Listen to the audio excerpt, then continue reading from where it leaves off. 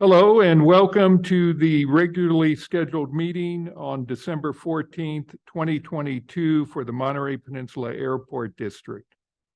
If you have cell phones on, if you could please put them to silent or turn them off. And we have a roll call, please. Director Pick, Here. Director Sani, Here. Director Leffel, Here. Director Sabo, Here. and Chair Miller. Here. Thank you. Pledge allegiance. Director Sani, can you help us with the pledge allegiance, please? Please join me. I Pledge allegiance to the flag of the United States of America and to the republic for which it stands, one nation, under God, indivisible, with liberty and justice for all. Thank you.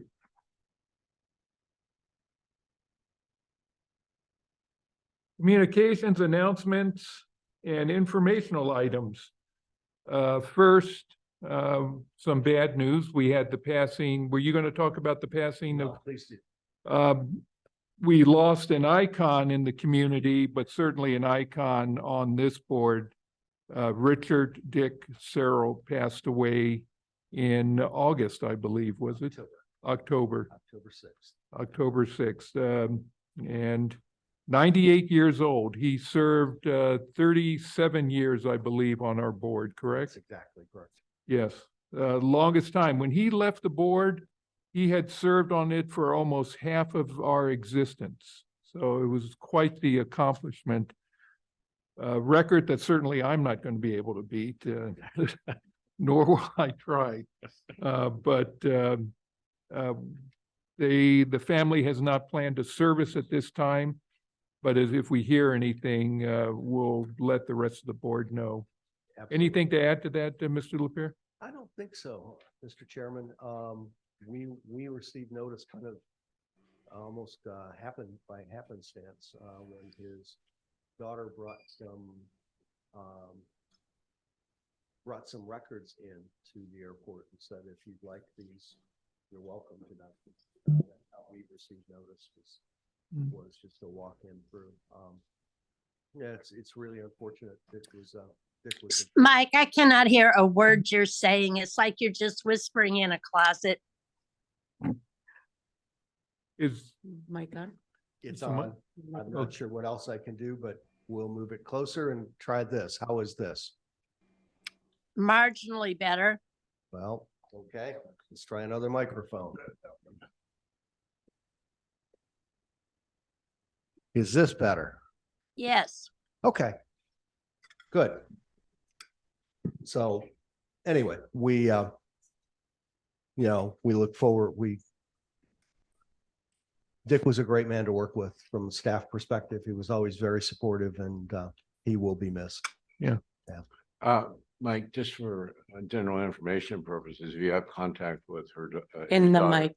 daughter more, Dick had a collection of historical stuff about the airport, of photos and newspaper stuff. So if she comes across it, it'd be nice to deliver that over to you. Very good. Very good. okay. Thank you.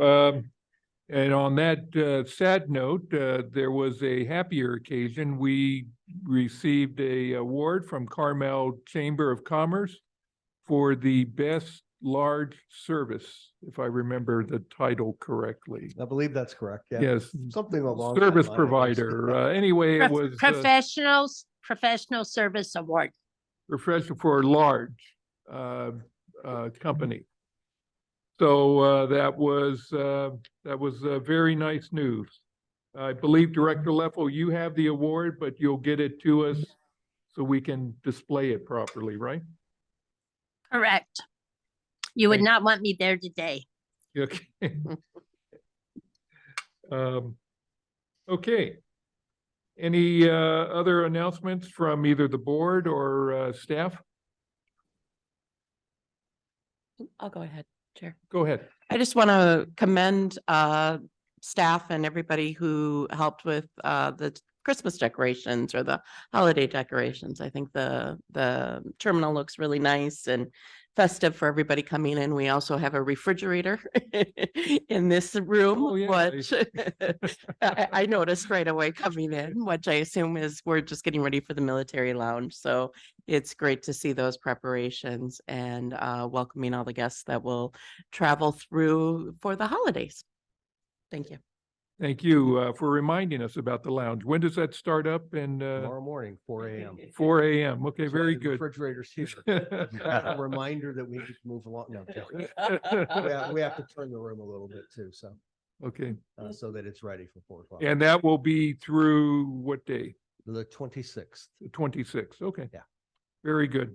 Thank you. Any other announcements? Okay, consent agenda, Mr. Lapierre.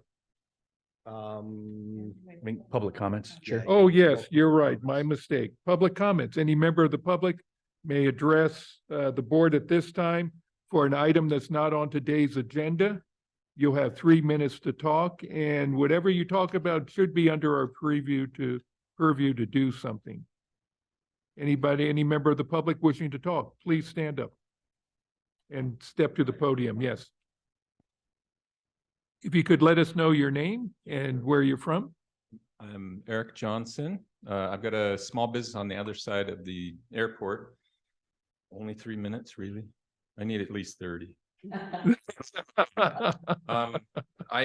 I'm here representing other small businesses. My wife and I have a small metal fabrication shop. This year we were asked to pay a $500 business license. I'm fine paying for a business license, but I've done a little research, other cities, for the amount of money that my wife and I make with our small business. Other cities, Monterey, they're asking about $67.50 for a similar business license. Pacific Grove, it's around $75. Delray Oaks, $80. $500 if I claim to make $200,000 doing business in Delray Oaks, which I would happily pay when I hit that mark. Not there yet. Anyway, I went and got as many signatures from other businesses that either rent from the airport or have businesses on airport property. And I think I've got 21 or 22 signatures of other people that think that this amount is a bit high. Happily pay $100 for a business license. $500 is just, it's a lot. And I'm hoping that there's some sort of scale that we can be put on. I'd happily share tax information, or guys happily show you my shop and what I do. But if there's some way we could lower that, a bunch of businesses would really appreciate it. I know I would, for sure. So, questions, anything? Do I have? Well, it doesn't, we really try to avoid having a back and forth exchange. Okay. For us to take any action on an item, it has to be agendized and noticed. Okay. And that was done before this was put in place. The first step, have you talked with our staff at all? I have not. So that would be my first recommendation, that you start there. Okay. You can come bring that back, or, ask a board member to bring it back for further discussion. Okay. I will happily do that. I'm not sure who the staff are. Okay. Who to reach out to. I thought this would be a good starting point, at least. No, it is. So I understand your interest. I'm sorry that it's having a financial impact on you. Mr. Lapierre, who do you recommend he start off talking with? I think you should start with our properties department, Okay. which would be Patricia. Patricia in the properties Patricia. department. And it will certainly flow up through staff to me at some point. Okay. I have a comment, Mr. Chair. Okay, And I would suggest that you provide a copy of the signatures that you've collected, or any other information you've collected, Okay. and share that with our staff. Okay. okay. All righty. Okay, I will look into that. I appreciate you listening.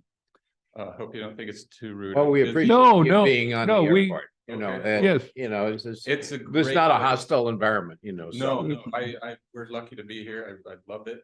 We really enjoy it.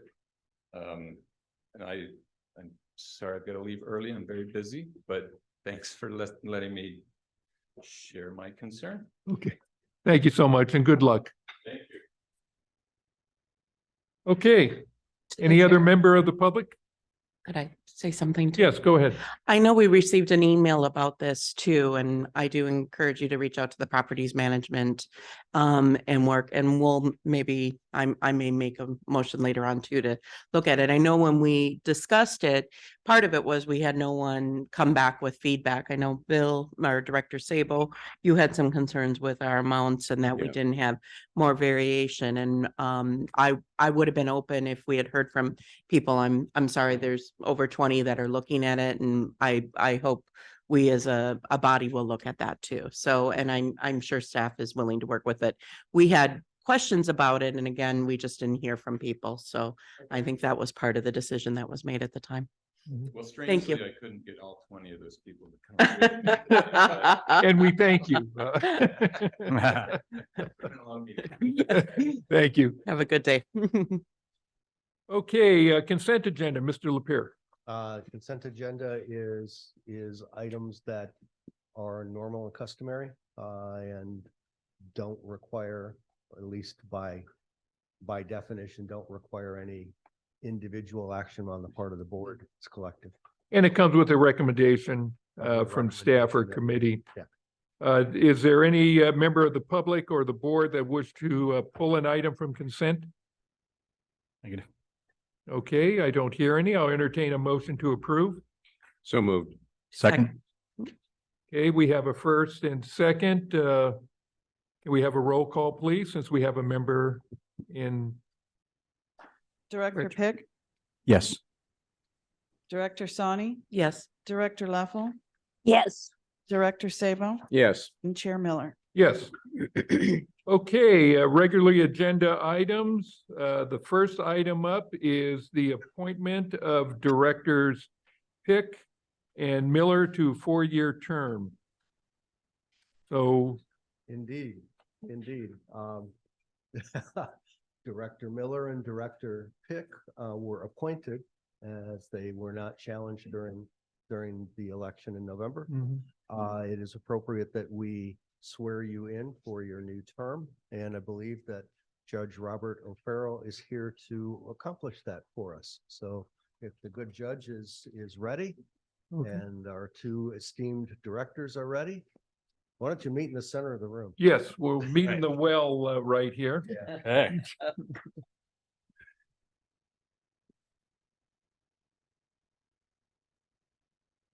I wanted to Judge, thank Judge O'Farrell for coming down. You've done this a couple times before for us, so thank you. And you were also a pilot. For sure, well, yeah. And the kids' interest in 4-H and all the other things kind of took precedence at the time. All set? Yes, we are. Maybe I better get set. Judge, if you would be so kind as to use the microphone in front of you too, that would be great. All right, if you please raise your right hand, repeat after me. I, and then state your name, I do solemnly swear or affirm do solemnly swear that I will support and defend the Constitution that I will support and defend the Constitution of the United States of the United States and the Constitution of the State of California and the Constitution of the State of California against all enemies, foreign and domestic, against all enemies, foreign and domestic. that I will bear true faith and allegiance to the Constitution of the United States That I will bear true faith and allegiance to the Constitution of the United States and the Constitution of the State of California, and the Constitution of the State of California.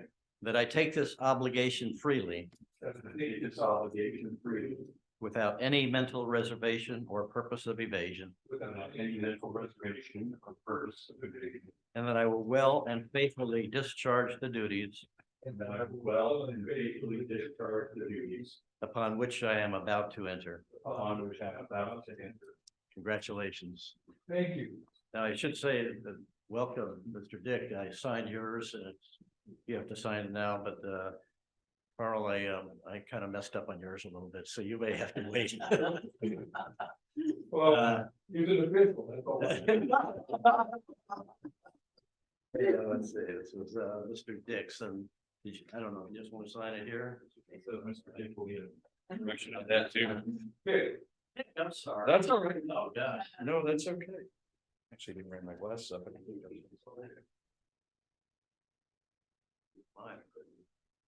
Oh, that's okay. I think I can see well enough.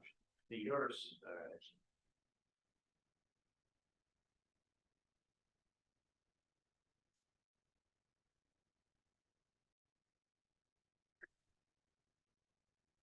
And I did that. Late in the week. Yeah, so finalized in December and they take effect All right. in January. All right. Sure. Thanks, Judge. You're welcome. Thank you.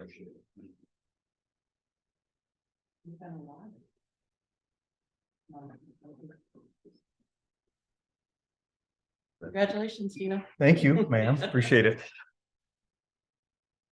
It was a hard fought election, wasn't it? It was a slugfest. I gotta tell you though, taking that oath never gets old. Well, it's kind of, I started paying attention to the words about the Constitution and the state constitution a lot more seriously Mhm. than I used to, Yeah. given all the latest publicity. What's shenanigans? Oh, thank you, thank you. Mr. Chair, if I might, as the de facto sort of parliamentarian, we do need to have a motion and a second and a vote to approve the appointment of the two of you without an election. Now that you've already been sworn in, we should. It's true. So there's a chance we can still get out of this. I There's a move that chance. that we appoint, Let me quickly make the motion to have Mr. Pick and Mr. Miller represent the districts for the airport. I'll As- second that. Okay, we have a first and second. Can we have a roll call, please? Director Pick, Assuming I can vote, Yes. aye, yes. Director Sani, Yes. Director Leffel, Yes, Director Sabo, Yes. and Chair Miller. Yes. Okay, A question, Carl. yes, go of ahead. our Council. Now, this is what just occurred here and Mary Ann and I have all been through the whole thing again Yes. where we were Your mic. uncontested. Yes, Does this now qualify for both Carl and Dino?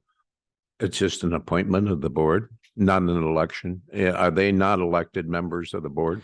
so what happens is. I'm they going are- to the words that people use, No, so they have been, the technical term is that they were, I believe it was elected in absentia. There were no other challengers. So by default, because they were the only qualified candidate, they're in. They didn't have to appear on the ballot. Which is an interesting quirk between cities and special districts. If a city council member in a district is the only person who pulls papers in almost unless the council takes action to not put them on the ballot, they will automatically be on the ballot as the only candidate in that. Yes. district. Special districts are the reverse. They are not required to be on the ballot, and then they're just appointed in lieu of an election. Now, having said that, they are elected. They were the only qualified candidate. But because their name didn't appear on the ballot, there are some additional steps that have to happen, but far easier than going through an election. I'll say that. And cheaper. And much cheaper. So we don't have Yes. the election cost. So we are the appointees, and if we didn't do that, then does that revert to then the Board of Supervisors to do the appointment? Or, this is a kind of squishy area. It is a little weird. And I will tell you, I have raised that very question because you actually don't have an option. You don't.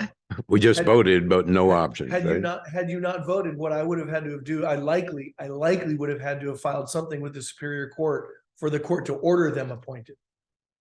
Oh, my goodness. Like Because they- Arizona. because they were the only qualified candidates. Okay. And All right. so that's, I mean, it's not that you could have rejected them. You couldn't have. Had you refused to appoint them, I would have had to take some other action to make the will of the, of the people known. And that would have been likely, again, I would have likely had to file an action for a writ of mandate by the court.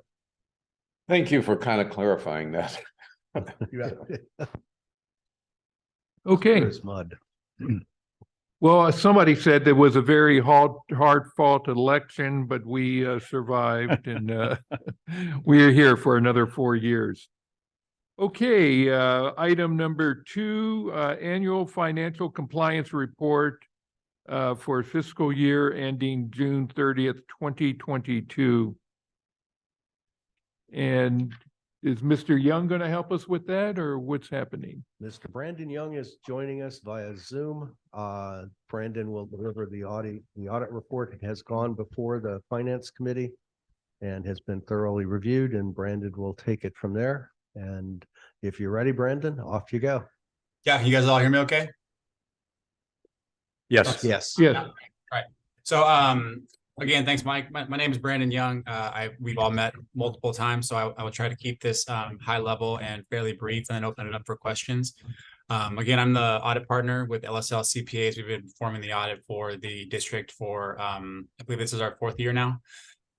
Overall, again, it was another successful year. We were working, Tim is now gone, but Tim and Chris and their team are always have always been a pleasure to work with. They're very forthcoming with information, very organized, and we're able to get in there, get it done and get it done quickly, much quicker than we do other agencies. So a couple things I'll touch on for this year. The audit process overall begins in April, May. During April and May, we do our interim audit where we're getting an understanding of district processes, how they're processing transactions specific to financial reporting, how they're processing checks, cash receipts, how they're monitoring grant activity and any federal funding, how they're tracking capital asset activity, things of that nature. And we utilize it to perform a risk assessment, and then we perform our year-end audit usually for you guys in August and September.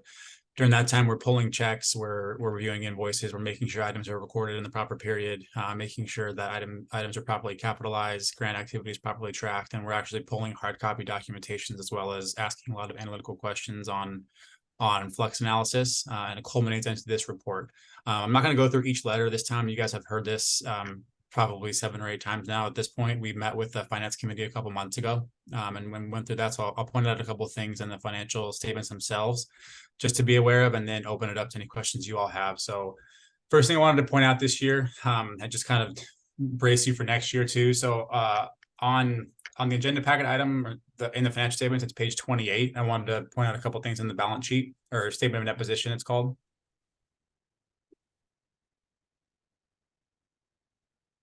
Give you guys a second to go there. Page 28. You did say 28, didn't you? Page 28 of the because it's page 28 of the financial statement, I guess, of the packet. It's PDF page 53. Sure. What I'm looking at. It's the statement of net position is what it should be. Yep. So on this, I wanted to point out two things. So you guys early implemented, there was a new accounting pronouncement this year, GASB 87, which has to do with leases. The airport early implemented it last year, so it's not really a change this year. Those lines, you'll see a lease receivable line up at the top, and then you'll see that essentially represents the equipment or areas that the airport leases out, and now it's reflected as a receivable. In the past, that was just recorded as operating revenue. So that was already in here last year, but just it's new for governments overall this year. They previously had the term capital versus operating lease, which has now gone away, and they're trying to mirror the the private accounting world with how leases are being reflected in the financial statements is that was a change. So the next change coming next year has to do with software-based subscription arrangements. So you'll see some additional lines for any type of subscription that government agencies have that they're under contract for as some new line items next year. That's kind of similar to the lease one.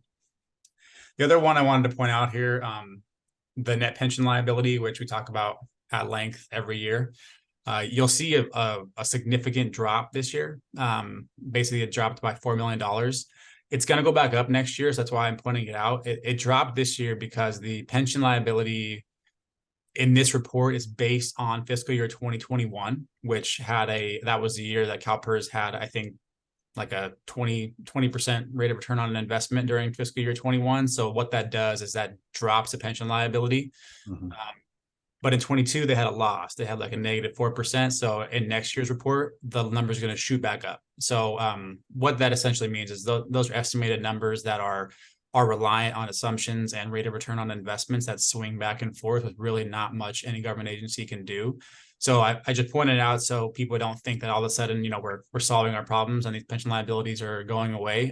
That really it seems like a blip based on how CalPERS has performed for investments. Those are the main two changes. The rest of the report is very similar to how it's been in the past. This report includes the financial statement audit. It includes the single audit, which is the federal compliance audit, ensuring that the money received from FAA primarily is spent on what they're telling you can spend it on. And it also includes the PFC compliance audit, that any PFC revenue is tracked and spent in accordance with the PFC guide. We didn't have any findings or issues this year. Everything was very organized. There were not really even any journal entries we had to make. So we're happy to be working with the district. It was a successful year. And if you all have any specific questions on the report or the audit process, I'm happy to answer them for you now. Yeah, let's start down with Director Pick. Do you have any questions of the audit? No, Chair. Thanks. Director Sabo. Yeah, just quickly, yes, I was on the finance committee, but I just happened to notice something when you brought us to the notes of financial statements on page 28. Under net position, it says unrestricted for 2022, 4.5 million. And then in 2021, it was for a negative 4.5. In case I have to explain this to somebody, what does that mean? Yeah, so really that big swing is a big amount of that is the swing in the pension liability, because essentially how that number is calculated is that essentially is your equity. And then the net investment in capital assets is a fixed number based on the amount you have invested. So a significant reason that changed so much is the pension liability went down, and then that deferred outflows line that you see on page 28 went from 2 to 6 million. So basically the deferred outflows line for pensions and net pension liability changed by a net of $8 million, which essentially swung that number in the opposite direction. Okay, so what this represents then is the change rather than the absolute figure. The reason that is it's that right? So that is an absolute figure with the information as of June 30, 2022, but it changed directly because of the pension change and basically the investment return on CalPERS, and next year probably will go the other way again. All right, thank you. Yeah. Director Sonny. I know the finance committee had like a 3-hour meeting. Was there anything remarkable from that we should know from either finance committee members? I'll speak for the finance committee and into the mic, please. Mary Ann can add to it. We asked some questions, and I asked questions about internal controls, cooperation with the staff. Everything came up very positive in the conduct of the audit. And I think I reflected, asked a little question about what we could anticipate coming up in next year, future years, and all that. And maybe Brandon, you could elaborate on, you answered in the finance committee, but are we going to have more things due to Gatsby changes or anything? We're going to have a more extensive audit or more complicated audit coming up? The big one, like I mentioned, is the one next year. That's Gatsby 96. Since we live in an IT driven world, a lot of agencies have these software subscription arrangements that are not really recorded on the books right now. It doesn't really, it just adds more time really to getting things prepared and doing more analysis on the district side and on the audit side. We have a lot of agencies now that are struggling with leases and just are behind due, they're short staffed and it's a lot of change. So that's the biggest thing upcoming. Gatsby is kind of revisiting the whole reporting framework that won't really impact you guys, since you guys are a full accrual enterprise government, but they are looking at ways to condense footnotes, change the way things are being reported and shown, although every accounting pronouncement that they implement seems to actually make the footnotes longer. So I think that they're not really being successful with that one as of right now, but those are things that are coming down the pipe that are being worked on. Thank you. Does that answer your question? It does. And I'm very comfortable. It's always great when you can have unremarkable audits. And we've been lucky to have that. And I just want to commend the finance department and Executive Director LaPierre for that too. I think the financial oversight that is here is well established and continues to continue. So, and our relationship with LSL is also, I think, a positive one. So, thank you. Okay, thank you. Director Leffel. Just a couple things. That 4 million, isn't that because on June 26th or something right before the end of the fiscal year that we paid down the pension liability? Yeah, so that's also a part of it. That's that big jump in that deferred outflows line that went from 2 to 6 million. That $4 million, Right. that $4 million that you paid is sitting in there right now, and it'll be reflected in the pension liability next year. Yeah, I wanted to point that out because it was not just a return. It was that we took a proactive stance and paid down $4 million, and it's reflected on page 28. That's all. Okay, thank you.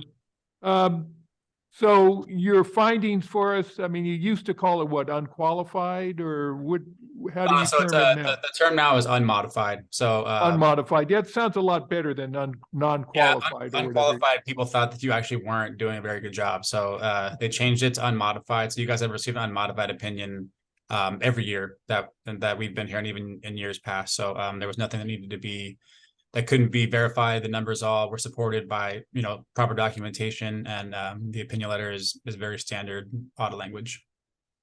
Okay, very good. You do other audits for other government entities, right? Yeah, we do about probably over 100 government entities across the state, from airports to water districts, cities, counties, anything in the government realm, we have experience with.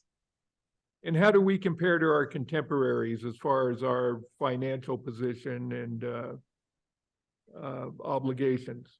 Yeah, I think you guys are in a good spot. I mean, if you look at the numbers, I mean, having a positive unrestricted net position is hard nowadays. A lot of the unrestricted net position numbers have been negative, kind of like you guys had one last year, but some are drastically negative, really attributed to the pension numbers. I think as far as staffing and readiness and just having your books organized, I would say you guys are one of the better clients that we work with, and the fact that we're able to get this done in October is a testament to the group. We have a lot of agencies that have a hard time getting it done even by January, just for a multitude of reasons, which is some that they cannot control, but some that they can. So I think that you guys are on a good track from what we've seen the last 4 years, and I think you'd want it to continue. Okay. Well, thank you for your efforts and delivering a great report. And I too echo the other directors' compliments to staff and the finance department for, again, having a good year and putting us in a good position and making us look good. Thank you. Okay. Do we have to vote to approve this? No, it is not an approval. It is. So we just receipt. accept it, but It is receipt.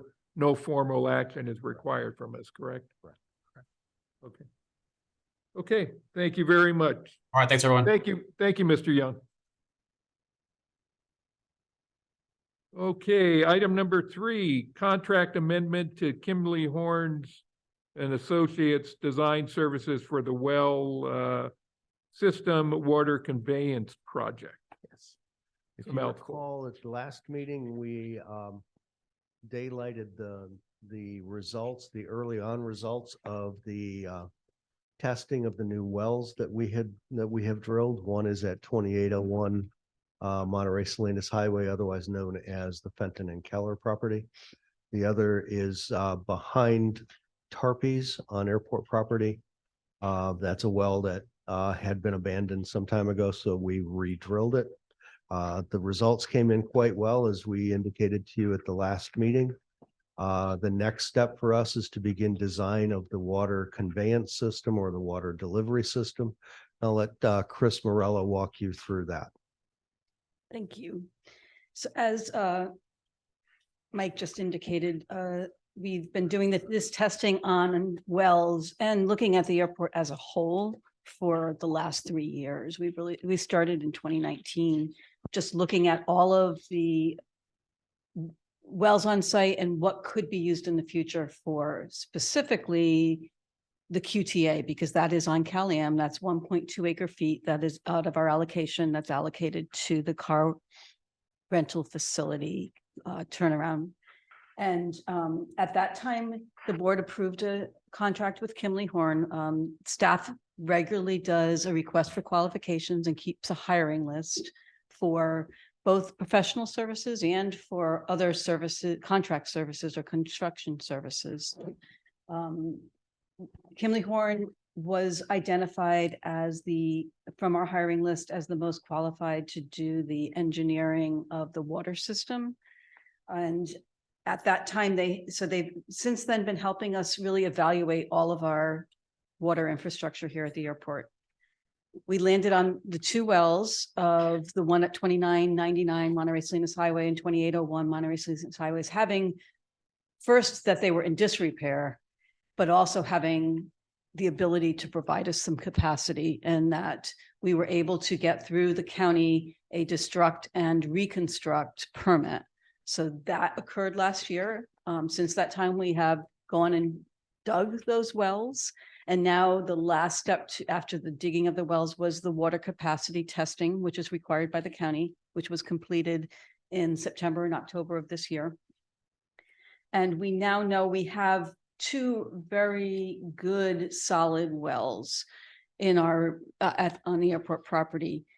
And with that, we need to now figure out, design the system to move that water from those locations to the quick turnaround facility, which is to the west from the locations of where these wells are, and in the future, possibly to support either construction and or the new terminal building, potentially. So this well conveyance system that they will design will look at moving that water from the 2801 property, and then connecting the 2999 property to a system that we already have in place that was constructed during the RSA project to provide irrigation. So we actually did a system that came from this side of the airport down to the end. Now that project is complete, the mitigation is completed for that. We can now use a reverse structure of bringing it back from the 2999 property up this way towards the airport facilities that we have. So with that, Kimley Horn will design the system. They'll continue to work with Bierman Hydrological to work within the capacities that we have on those wells, as well as continue to test it. Right now, it's a non-potable system. There is a possibility of a potable, but that takes time and it takes additional infrastructure for using it for potable, but that will stay on the table, and we'll continue to test, and we'll continue to look at how to use this well system. It will not only require the underground infrastructure of piping, possibly also some above ground capacity holding to really make these wells perform at their peak. because then we can hold some water in tanks and then also disseminate it down to the uses. So this design will include all of those components. We'll be looking at all those components to make these wells as usable as we can. So with that, and with Kimley Horn being the team that has already been working with us from our hiring list on this, we recommend an amendment to their contract in a not to exceed of $291,305 to do the design for the uses of these 2 wells. Beyond that, then it will go out, once we have this in place, we will bring a bid package to you for approval to do the construction. So with that, that's staff's recommendation is to approve the amendment. And when do you see us going out to bid on the construction? I would say give us about 6 months, most likely. Okay, Reminding you that we will also have to look at environmental on that. This is a new project, so we'll be also doing that concurrently. very good. Let's start at the other end of the table. Director Leffel, do you have any questions?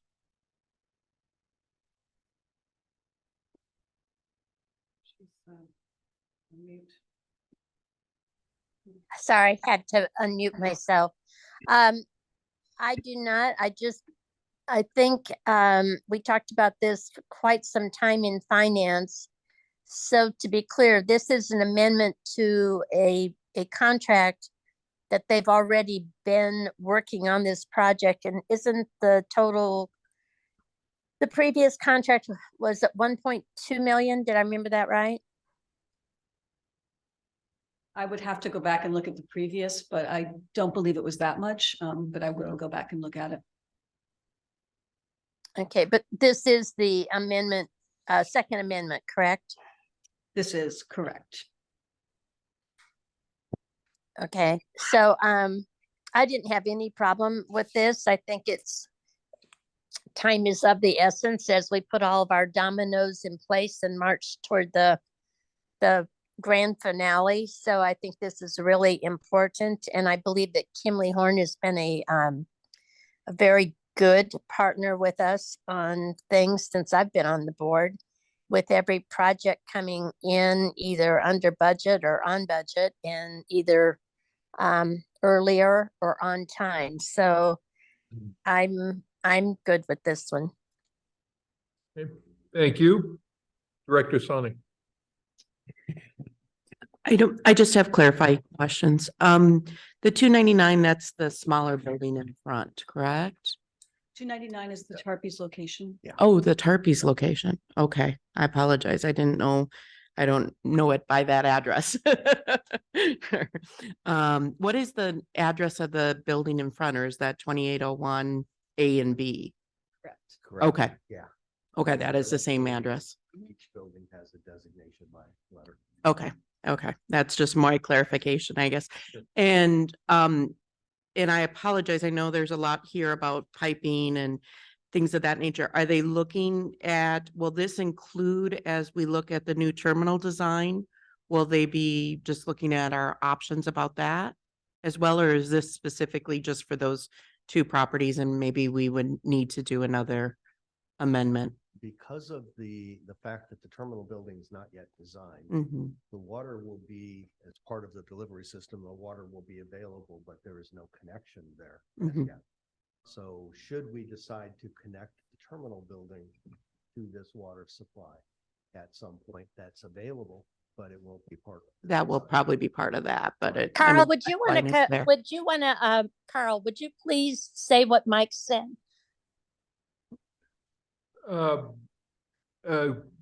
Director Sani asked about. I heard her. Yeah, just that it's not, there's no hookup to the terminal because we haven't built it yet. But it can be added at the goal is to design a project that will accommodate that, should we want to use it as gray water or we get it as potable water. That's correct. Okay. So, did you understood that, Mary Ann? The clarification? Yeah, I understood Carl. I Yep. just if Mike isn't just right on that microphone with a lot of air in his lungs, it just does not come through I'm good. on our speakers. Okay.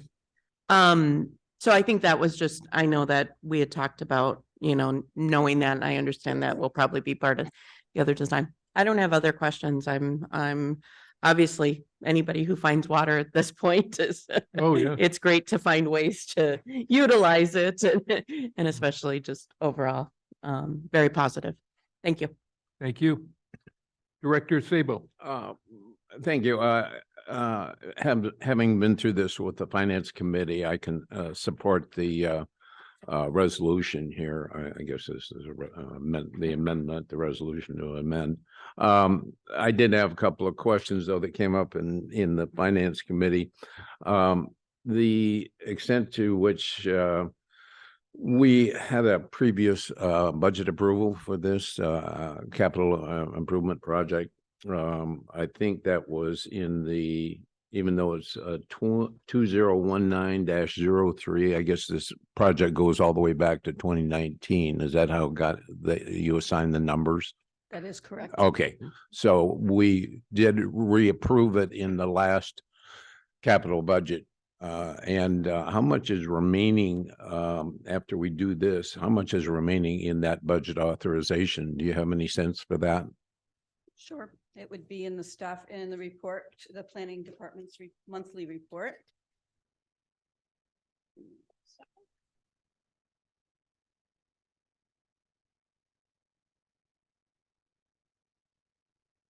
We've spent to date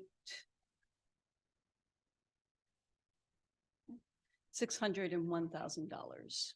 Okay, so that reduces this $2.8 million figure down by 600,000. Is that right? And then also another 300,000 from this this thing. So that will be a total reduction in that capital budget authorization. And that, is that right? Am I That is understanding correct. that? That's what's Okay. been spent to date on that All right. authorization. There'll still be. It's over good 2 million. information to have without having to research all the other things, so that we're staying within our capital budget authorizations. And then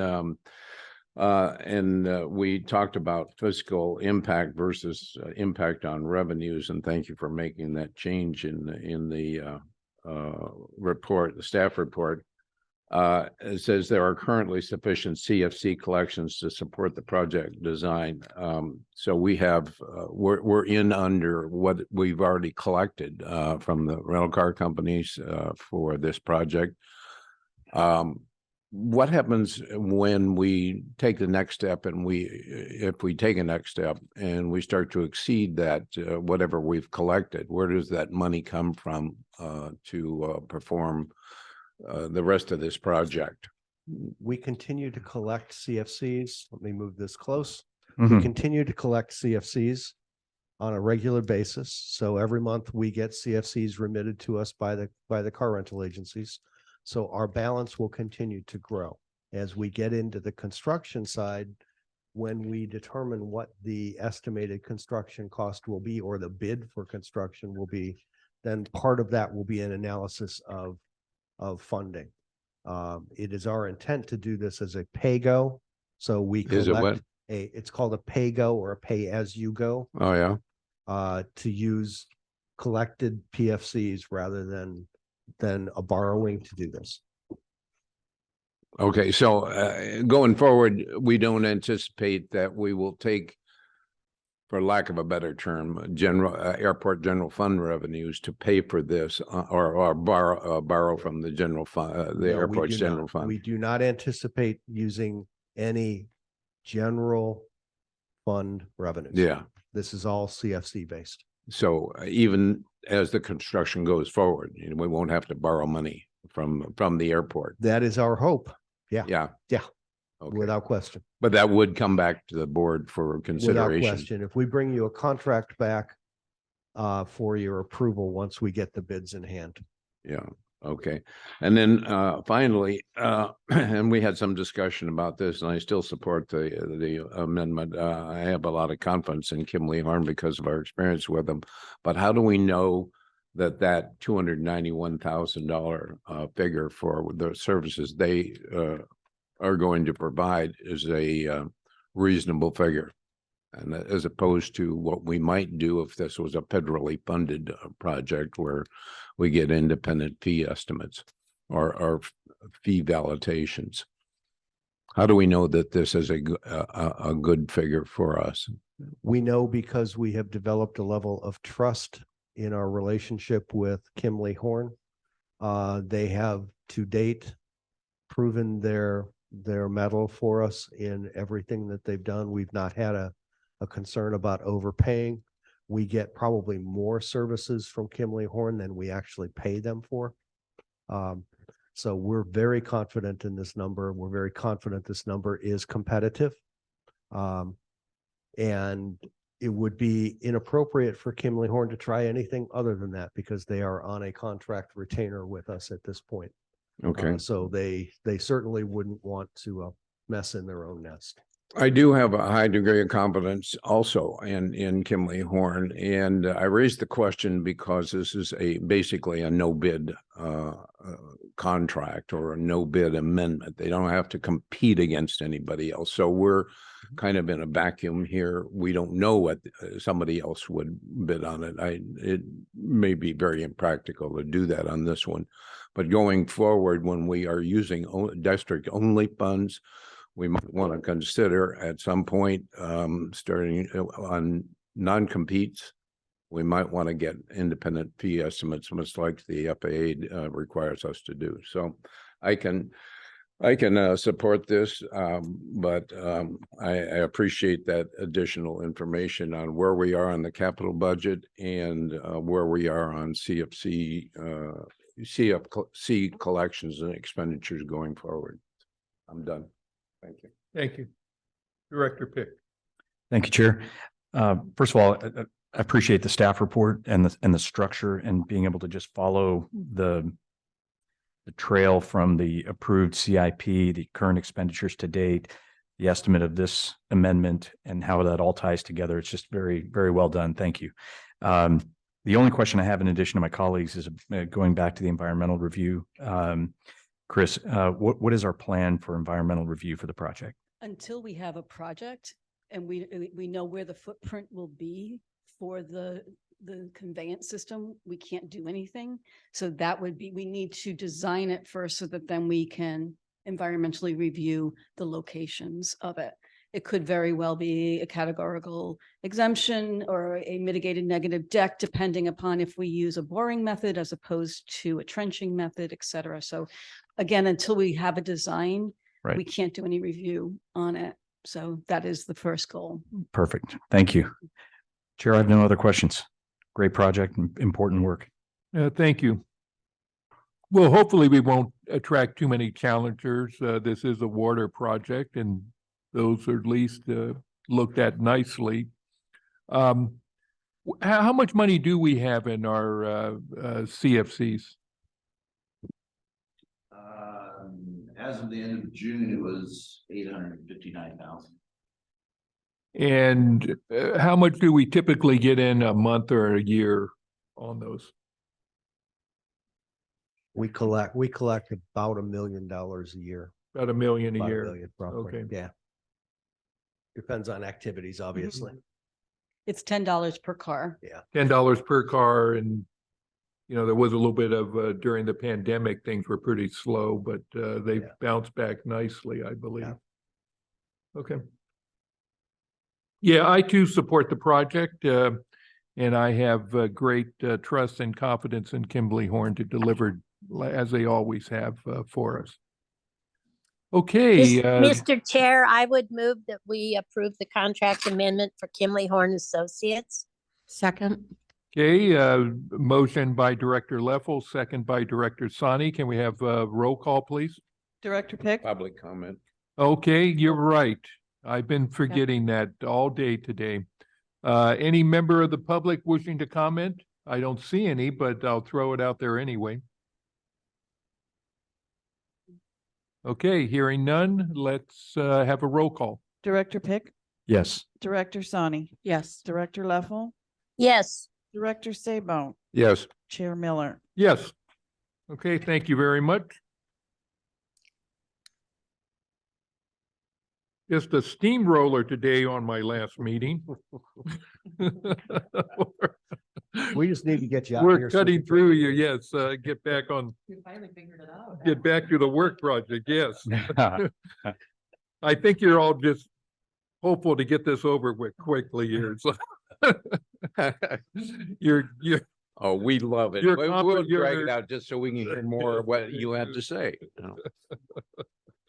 okay, item number 4, resolution authorizing and approving the service agreement between the Monterey Peninsula Airport District and the Bandit system. Bandit system. I had to put, I was looking for my glasses. Everything was blurry. That doesn't say Bandit, does it? What It is it? does, in fact, yeah. Help me out with that one. This is a contract with Bandit Systems to provide new camera systems for security purposes. This is something that will be part of our overall security plan, so it's somewhat restricted in what we can tell you about the plan itself. But the cameras will be functional and will be monitored as with all of our other cameras. Chris will walk you through the contract itself and whatever general particulars we can share with you. So, yes, the airport closed circuit it's a closed circuit system that we have on the airport. And it's really reaching the end of its useful life and necessitates enhancements and upgrades to the equipment itself. So we did an RFQ/P request for qualifications with a proposal cost. We had 5 companies come out and walk the site, 4 which responded to the RFQ and provided responses with proposals. Bandit Systems was the lowest, but also the most qualified and the most comprehensive response that we got from from the 4 that we received. We worked with Alvarez Technology to review that as our IT provider, because we really want to make sure we've got all of the right protocols in place, especially as it is to cyber protection. So they did a review of the proposals. They reviewed the equipment that we would be purchasing for this system, and have recommended that it is an appropriate system for us here at the airport. We also did get so we went out and because we personally at the airport have not used them before, we got some recommendations and they came back very highly recommended to be used here for this system. So with that, the budget we had anticipated potentially for this was $200,000. It is PFC dollars that we are using. Their response came in at $98,051, so well within our budget for this project. And this was what we asked for had our base bid plus some additional locations, because it's been a really long time since we've upgraded this equipment. So this amount includes not only the current replacements, but also adding a few additional locations to give us better eyes on the ground of our infrastructure. So with that, staff is recommending the resolution 1835 and approving the service agreement with Bandit Systems, and happily answer any questions. Okay, thank you.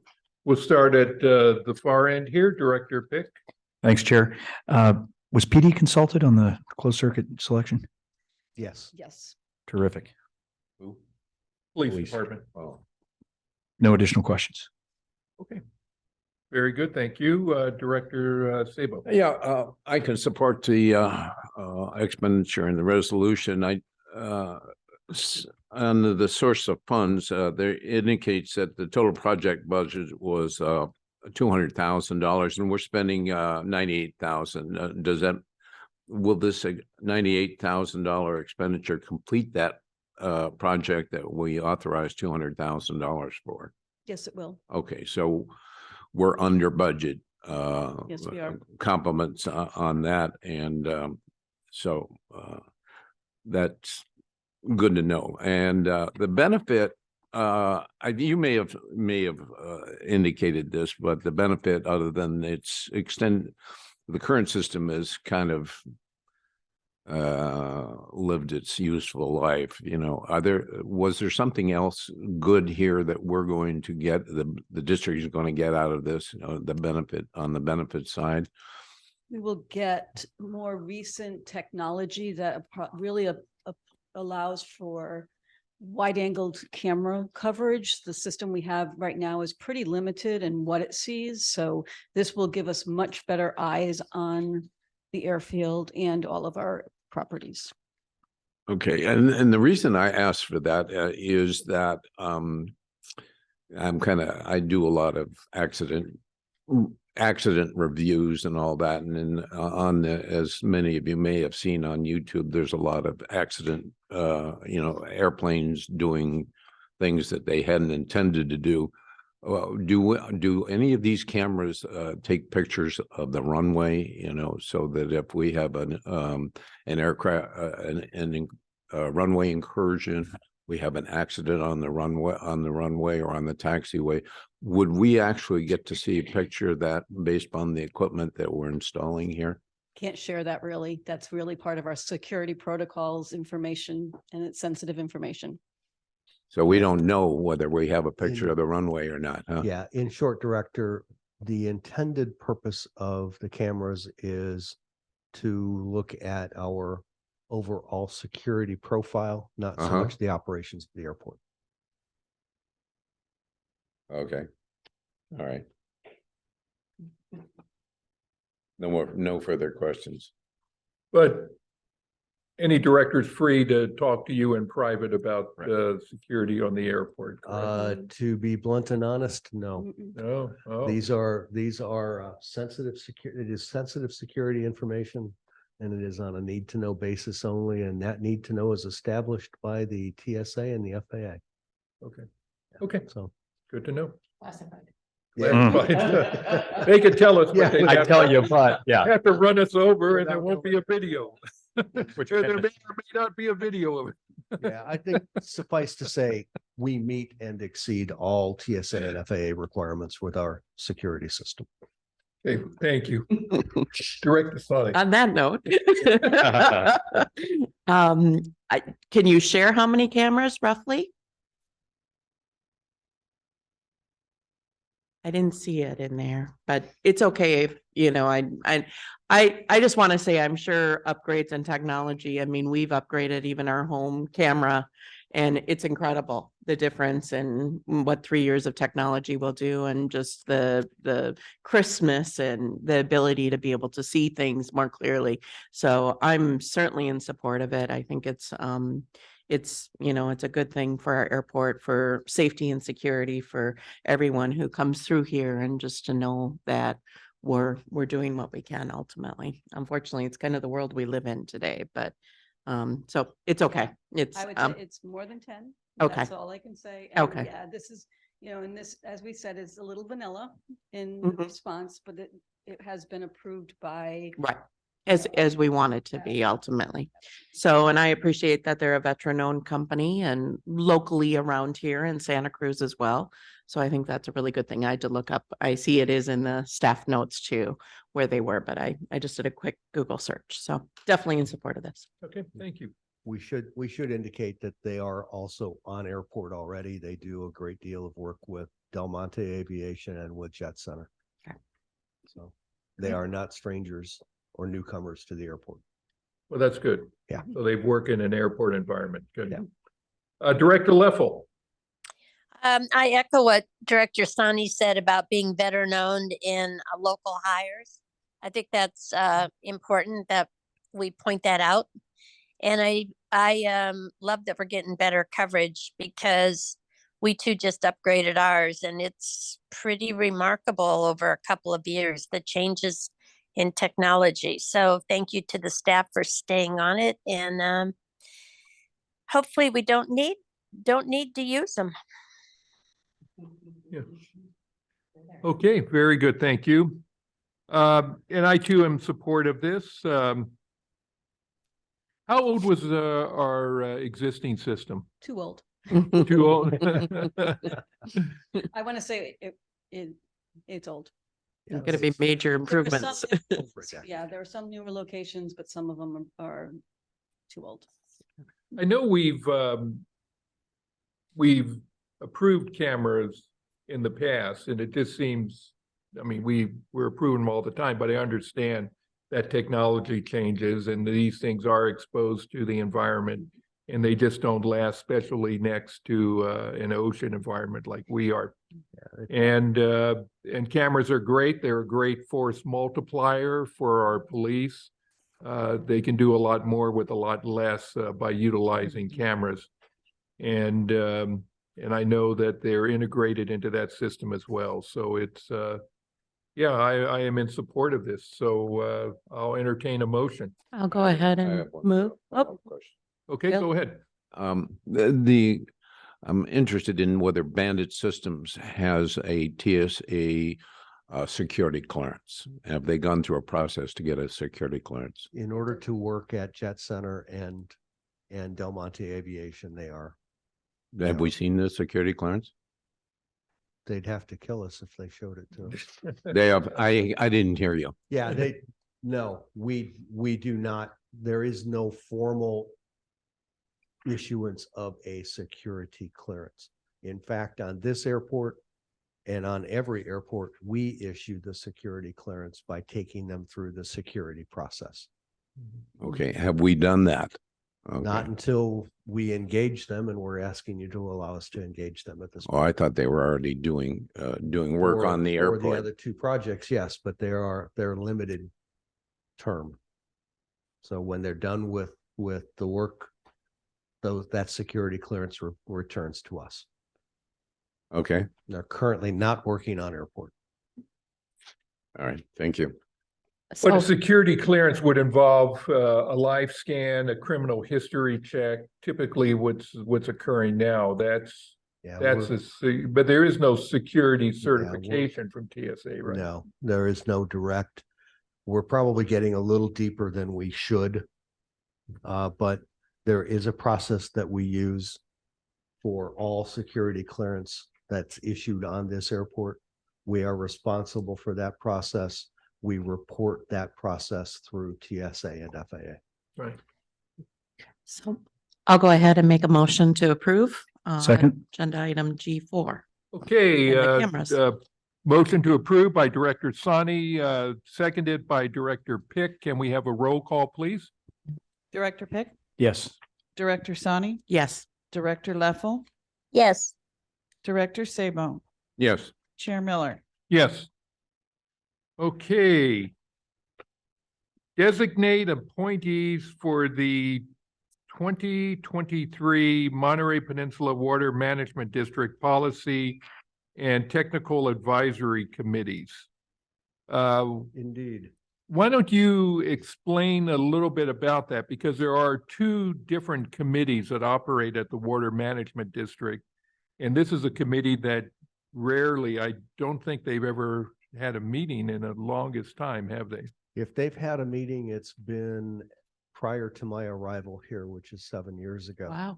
Wow. But they have two levels of committees. One is policy, which is typically and usually represented by an elected official.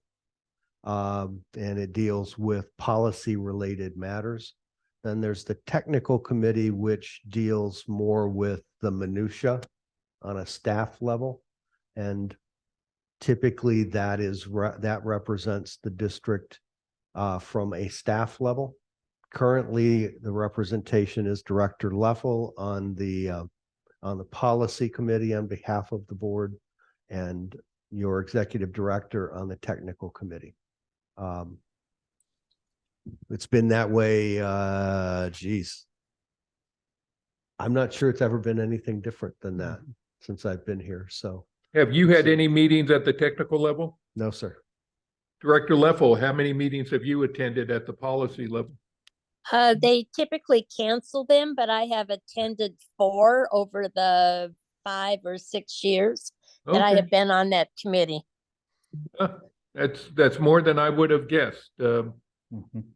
Okay, if I understand correctly, the Water Management District actually reached out to us, wanting us to make an appointment here. Yeah, it's an annual exercise we go through with them. So yes, it's timely that you do that now. And they did request that we renew our appointments, and that's what this is about. Do we need a motion or what do we need, Scott? It says appoint. Yeah, I would suggest a motion. Motion, okay. Does anybody want to have any discussion on this? Do we nominate people? I mean, what are we Yes. resolving here? You The can, motion would be to nominate. somebody. yeah, you can Appoint. nominate, yeah. So. Oh, the resolution is to nominate somebody? I'll go ahead and make a motion to nominate the people that are currently representing this very sounds like there are lots of meetings to attend. Yes. Oh. This arduous committee that. I'll second that motion. So the motion would be that Director Leffel remain at the policy committee representing the airport, and Executive Director Lapierre at the technical committee representing the airport. We have a first by Director Sani and a second by Director Pick. Can we have a roll call, please? Director Pick, Yes. Director Sani, Yes. Director Leffel, Yes, Director Sabo, No. Chair Miller. Yes. Okay, passes 4-1. Thank you. Board and committee reports. First off, Oh, we didn't do public comment on that. we did But- not do public comment. there's Thank no you one again there, for but- catching it, but Although I will note for the record, there are no members of the public either in person or. yeah, I noticed that up there, but I've been fooled before. Well, one, it's hard for me to read if we have anybody, so thank you for Thank you. being my eyes and ears on this one, but I should ask anyway, and I haven't been. But any member of the public wishing to comment on this? If so, we'll retake the vote afterwards. Okay, you seeing none or hearing none? Let's move on. Okay, board and committee reports. Just to remind you, first, we open it up for any questions of the staff on any of the reports, and this would be like the report from the fire department or the police department. The specific things that are covered by either finance, air service, or leases will be discussed at the committee level when we go through that. So is there anything, anybody had a question on any staff report? Yeah. I Go do. ahead, Director Sabo. I asked this in finance committee, but I'll ask it again in the board. Why do we use in our reports regarding airline passenger activity? Why do we go back and forth between total passenger enplanements and arrivals, and then go to some other reports we use enplanements? And I think the standard in the industry and with the FAA is enplanements, but in some cases in our staff reports, we talk about total passengers, which is confusing to me. Why do we do that? For several reasons. One, first of all, enplanements is the metric that FAA uses to hand out airport improvements program grant dollars. Our entitlement funds are determined through a formula based on our enplanements. And it was the desire of the board, and it's appropriate for you to track enplanements, because that gives you a good metric of how we will be treated in the AIP program. It also gives you a good metric on how we're doing with airline traffic. The inbound traffic, which the two inbound enplanements and deplanements equal total passengers. There are a couple of reasons you want to pay attention to that. Number one, people in this terminal building are people in this terminal building, and it tracks. You can draw a correlation between total passengers and the services that we provide, everything from the toilet paper that we buy to the water that we consume in the terminal building. The greater total passengers will indicate to you the greater consumption of our consumables, particularly in the budget. There's another reason to look at total passengers, and that is not so much for the restaurant, although we do have a growing number of people who get off of a flight and go to the restaurant for a meal, but really to track your ground transportation activities, the car rental activities and the taxi activities and the TNC are all contingent upon people arriving at this airport. So it's a good track. It's a good metric there as well. Excuse me.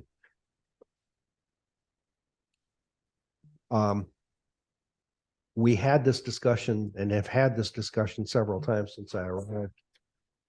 It's just good information to have. We track it principally because of its budgetary consequence, but it's also good for us to know the inbound activity from a planning standpoint. Okay, thank you. That's a good explanation about the arrivals. I would suggest that it would be for the kind of purposes you identified, both TNC and the restaurant and so forth, distinguish between arrivals and departures, because lumping them together says it's a bigger number. It looks good to the outside world, but it doesn't, it's not good management information. How many did we have? Do we have more people coming in and going out, or, so distinguishing in that in our reports. I had another question on TNC expenses. This is something we've been doing for a long time, but we have expenses associated with monitoring our transportation network providers like Lyft and Uber. We don't identify those expenses like we do for taxis on that chart. Do we not have any expenses? Yeah, we really don't have any substantial expenses there at all, because they use a geo-tracking system, they being defined as the TNC Corporation. So let's use Uber as an example. Uber has a geo-tracking system with all of their drivers. When they turn on their phone and they're going to work, their phone is geo-tracked by Uber. They have developed, and they did this at the very beginning, they develop a geo fence around the airport so that anytime one of those vehicles enters that geo fenced area, it is counted as an airport delivery. That makes sense, but So do we have any way to test it, whether or not that's they're telling the truth or not? We have audit capabilities. We haven't had to use those yet. Haven't had to use them? No, we don't. We feel as though the reports we're getting are accurate. Okay. Let's see. I'm struggling with my writing here. Should have been a doctor. I share your pain. Yeah, I have a medical degree in progress. Yeah. What does the 90% figure in your Chris, in the reports you deliver, you talk about the 90% level or 90% documents. Do you know what I'm talking about? Correct. So What does that mean? FAA requires we check in with when we're designing a project that FAA is funding, it requires that we provide them review capabilities so that they can make sure everything is AIP eligible. So they require that we submit at a 30% design level and a 90% design level to FAA. They will review those documents and provide us feedback before we go out to bid.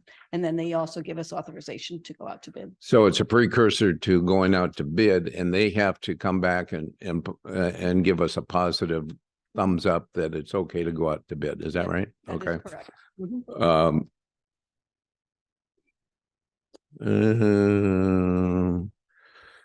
I noticed on the marketing report, there was no mention of any outreach. It was all advertising related. Is that going to be changing going forward? If you refer to the executive director's report, you will see the outreach there. As we. What outreach was there? I didn't see it. I saw it was mostly, your report was talking about advertising and so was the committee Santa report. Cruz Chamber of Commerce Leadership Committee was hosted here. And obviously MCCVB or MCCVB and MCHA, as well as Visit Carmel meetings. Yeah. As we spool up the PR activities, you will see a list of those organizations that we present to. That's part of their responsibility is to get us in front of those organizations and to facilitate those. So you'll see that grow. Okay. All right. Thank you. I didn't have any further questions. Okay. Anybody else have any questions? I know when I first got on the board, I often wondered why we were not counting the other half, the deplanements, but if every airport did that, you'd be double counting the total number of passengers. So, but when I talk about the use of this airport, I always just double the number of enplanements. So it's not an exact science, but that gets us pretty close to. Yeah, that is standard and customary. Under the premise that if you get on an airplane, you're going to come home. Yeah. Or you come Roughly. here and then you're going to go home. So the two kind of work pretty closely. Rarely do we lose passengers, but there are some that fly only one way. Yeah. Okay. And I might make one additional comment if I could on the staff reports. There was an excellent, Mark, you provided us an excellent cost per employment chart in there. And I think that's going to be really valuable if we monitor that and do comparisons year over year and month after month. You know, that cost per employment is very important to our airlines and to us. So thank you for including that in your report. Okay, and we'll continue that going forward. Good. And I'm sorry I missed that one, but in the past, we have compared ourselves to similar airports. Was that done in this case? We do that during budget season. During We do budget, not- so, we yeah. do not do that monthly. Typically, cost per in-plane passenger is calculated on an annual basis. We do track it regularly, and Mark shared that with you. And what was that number? Again, I apologize for was, not reading the report. I'm going to look for it now, though. $8.38. $8.38. Was that up or down from the past? Well, it fluctuates. Oh, it fluctuates. Yeah, Okay. it's probably at one of its lower points because it was measured in this report during one of our more active months. Mhm. I remember the cost per plane passenger. There has is an two economy of variables. scale. Yeah, Yes. there are two variables there, and one of them is a very variable, and that would be the employments. Okay. So. Thank you. I have a couple questions. Go ahead. Or just and comments too. The noise log, I wanted to acknowledge, I had to flip it over and confirm there was only one item Yes. on there, and I appreciate the staff explaining that we do have noise guidelines and things of that nature. So it was good to see that it was so short ultimately. And that we really cannot regulate noise at this level. It's really a FAA thing to a large extent. We have guidelines and, but things of that nature. The marketing report, just a couple of things I wanted to acknowledge. Every time I look at this, I appreciate the information that's there, and it's great to see the people that we're reaching and just another avenue. And I think, social media overall it's well known that it's by far the most inexpensive way, I think, to reach things. I'm wondering if the advertising and marketing monthly activity report includes the Facebook and Instagram spends. Under social media, it does, yes. Okay, but this $8,000 spend?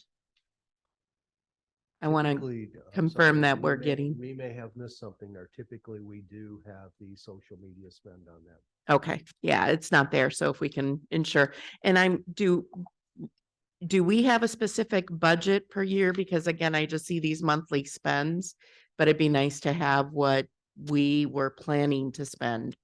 And I know that every month it changes to some extent, but We budget on an annual basis, and that's part of your budget document. mhm, We do not, although the budget has attempts to put some, I'm going to use the term loosely, seasonality to it.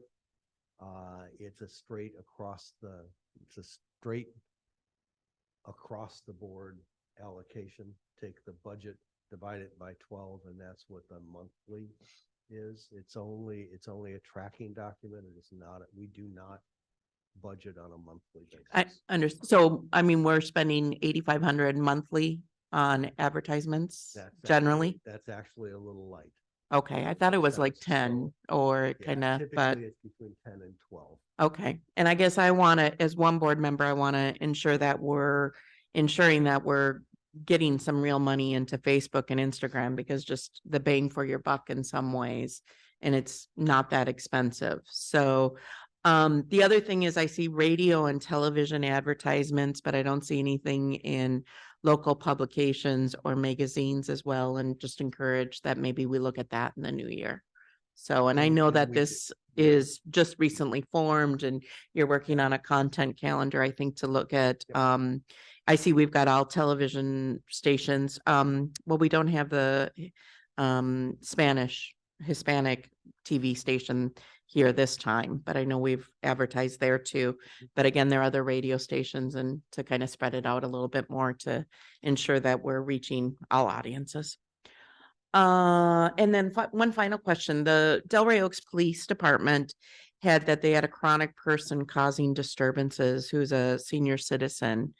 I know we've had some concerns with our bathroom usage in the past too. Is that related? Do you have any idea a little bit more about this 1129 visitor? I wasn't causing a disturbance. I just wanted. They're wrong. It was more than likely me walking around lost at my advanced age. I do not have any detail on that. Okay, that's okay. And I appreciate our police helping, ensure that our terminal is safe, and, that this person hopefully got to where they needed to be or got the help that they needed as well. So, thank you. Okay. Anybody else? Well, let's go through the standing committee reports. Budget and Finance, Directors Leffel and Sabo. Who wants to finish off anything we haven't talked about already? Well, and Marianne, feel free to jump in here. Here's some things we talked about. We spent some time reviewing the K&H amendment and the subject of verification of the legitimacy of the fees that they're charging us did come up and for discussion, since it was district only funds, and we didn't have any common agreement on what we should do going forward, but I think that's something for further discussion.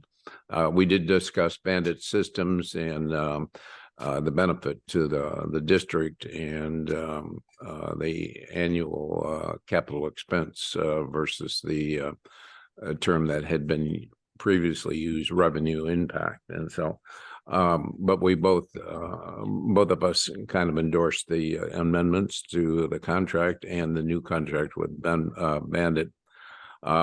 We discussed the financial statements and complimented Mark on some enhancements that he was doing, and encouraged him, if he was going to change the presentation, since this is good management information for the board, let us know what outline any future changes that you're going to make in the presentation so that we just understand where you're going and what you mean by all that. We discussed this whole employments versus total passengers passing through the terminal. We talked about labeling the employments graph so that it was, because the colors are not really distinctive. So somehow we're going to distinguish between years here and without having to deal with the nuances of what's blue and what's purple, you know, so. You'll see that. Yeah, good. Okay. And then this was my personal suggestion in the finance committee about putting a footnote on the income statement to indicate that our buy down we're using $4 million to buy down our UAL was done before we approved the budget. So and shortly thereafter, we started getting the benefit of that reduced UAL expense in every department. And so it kind of inordinately skews our bottom line, you know, and so I thought there would be some benefit to putting a footnote on the income statements that indicated that we did spend the $4 million that wasn't included in the budget. And that's why we have a rather substantial tailwind on the income statement. And I can't remember what that total number was, you know, on an annual basis. Do you recall? $400,000. So we got a $400,000 tailwind on our income statement that was good. It's good for the district, but it wasn't due to us being really superior in our you know, our revenue generation or any expense control. So that was my suggestion, that we footnoted just for benefit of information to everybody that's reading the statements. That's the primary items that I noted. Mary Ann, do you have anything else you want to add to the Finance Committee report? No, I think that was pretty thorough. Thank you. Okay, we're done. Any questions for finance? Okay, Air Service Marketing and Community Relations. Director Pick, can you give us a brief report? Happy to do so, Chair. So we had a good air services meeting. Some of the highlights were that our bookings are down. The reason they are down is we have a reduction in air service. And Mike provided us with a good analysis of top 30 airports in the country to give us some context for our own reduction in service. And it's clear based on that analysis that many airports are seeing a reduction in air service being driven in no small part through a pilot shortage. And that our reduction in service, when put in context, is could be a lot worse. So that was good to see. The one that really jumped out the page for me was SFO down 25%. Right. 25% SFO. 25% reduction in flights. Right. That's huge. In overall capacity, SFO is down 25% year over year. Yeah. Yeah, and you start to see that in a number of airports. During this period, we're down about 20% because of the pullback of flights. The airlines, as you recall, every year, right after Thanksgiving, their schedule is reduced. Think of yourself as a destination. And during this time of year, people don't come to this destination. They'll typically go to a winter destination like snow, skiing. So the airlines have found a strategy that works for them, and it unfortunately limits the number of seats we have, particularly during December and January. We start to recover some of those seats in February. In addition to that, Mike talked to us about some great news, and that is the addition of larger aircraft to our Dallas-Fort Worth route, as well as an additional flight. If I remember right? Or is that San Diego? That's San Diego. I'm sorry, and I'm that- confusing the two. yeah. A second daily flight to San Diego, Yep. and then a larger flight, a larger aircraft, 128 seat Airbus 319 for our DFW flight. So that was great news. When is that starting? March. February? The March? DFW operation, February 3rd. The bigger plane? Third. Yeah, Okay. yeah, February 3rd. Yeah. We're full on February 4th, but because the inbound flight the night before is a 175, it goes out as a 175. The midday flight is an Airbus A319, and then the following day, all of the aircraft are A319. With the American pilots, not the Yeah, regional American carrier. mainline pilots, not Envoy. Envoy is still gonna Yeah. do Phoenix, so, right? Yeah, we're actually seeing Envoy be stood up in the Phoenix market much more than they were. It seems as though the Mesa operation is being downscaled by American, and they're substituting Envoy.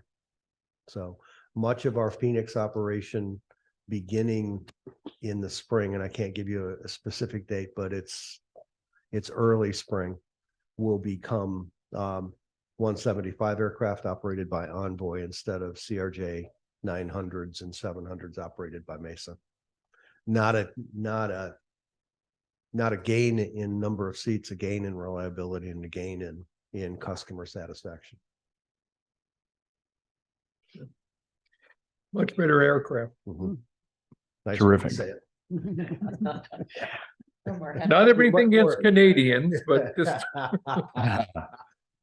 So we also talked about continuing to search for a ultra low fare carrier, and that you're continuing to work that, Mike. In the marketing update, you held the first of what will be monthly meetings with the marketing team, and look forward to those reports. Passenger comments, we had one. That's good news that we didn't have more. It was for a parking ticket for lacking a license plate, which I think is something we can hopefully engage with the PD about, and I'm sure you have. And we have, and that was just someone who was a little overzealous. Yeah. And that is resolved. Great. Yeah. Great. Thank you. And then in terms of community noise, as Lisanne pointed out, a 75% reduction year on year is not bad. And I'm glad that we reached out and engaged with that customer. Chair, that's all I have. What did I miss?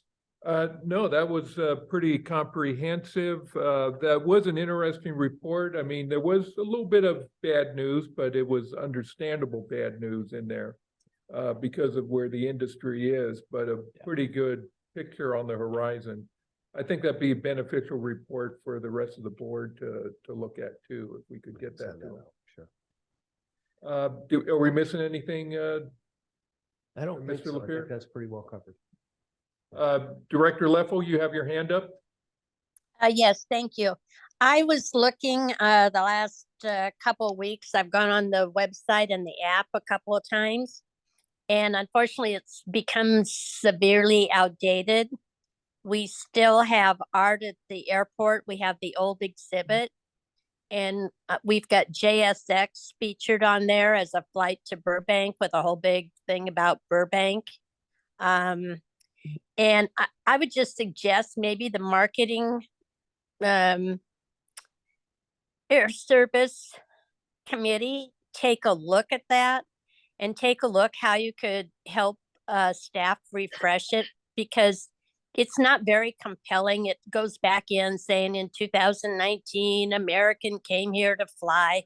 I don't think that most people care about that. I think they care about what we've got in the future. And we do not mention anywhere on there that starting in February, we'll have updated larger planes or that we're going to add another flight with Alaska. So if someone could just kind of monitor that out of the committee, that would be great. Yeah, that sounds good. Is that something that the new, our new arrangement, are they going to be looking at our website as a means of PR and communicating? Yes. And to comment on that, so far we've had some good reports. The recent article in the Herald was because of our efforts of our new PR contract and PR program. So we also got article placed in the Fort Worth Telegram about the upgrade of aircraft. Great. Very, very nice article. We were in the Carmel Pine Cone regarding the military lounge. We got front page on the Herald regarding the military lounge. So those are indications of the work that this committee, that the or the Marketing and Public Relations Committee has already started to have impact on. yeah, okay, good. Well, maybe looking like Director Leffel said, looking at the website, we can refresh a couple of those things would be good. Chair, may I? Yes, go ahead. Just a few more comments. So Mike, I really appreciate the monthly report from you in here. That continues to be valuable. I'm really excited about the potential of this cell phone data as that hopefully moves forward with the Carmel chamber. I believe it's the Yeah, chamber. it's no, it's Visit Carmel. Visit Carmel. Yeah, and eventually the Convention and Visitors Bureau, MCCVB, will partner with us as well, but they're not ready. Visit Carmel and the airport are ready to go. There is a little bit of a hiccup here, in as much as Visit Carmel is re-examining their contract marketing relationship with their provider. So they've stepped back just a little bit, but I think that gets resolved tomorrow afternoon at our meeting. Great. I just want to reinforce again just how wonderful the staff report format is when you talk about the fiscal impact recommendation. It's clear, it's consistent report to report, and it just simplifies absorption of fairly complex information from the staff. So thank you. And then just lastly, near and dear to my heart, it's been happening long before I got here. I have nothing to do with it, but I really appreciate the military lounge. Thank you. That's all, Chair. Thank you. Any questions of Air Service, Director Sabo? I don't have a yellow hand, so. We can arrange it.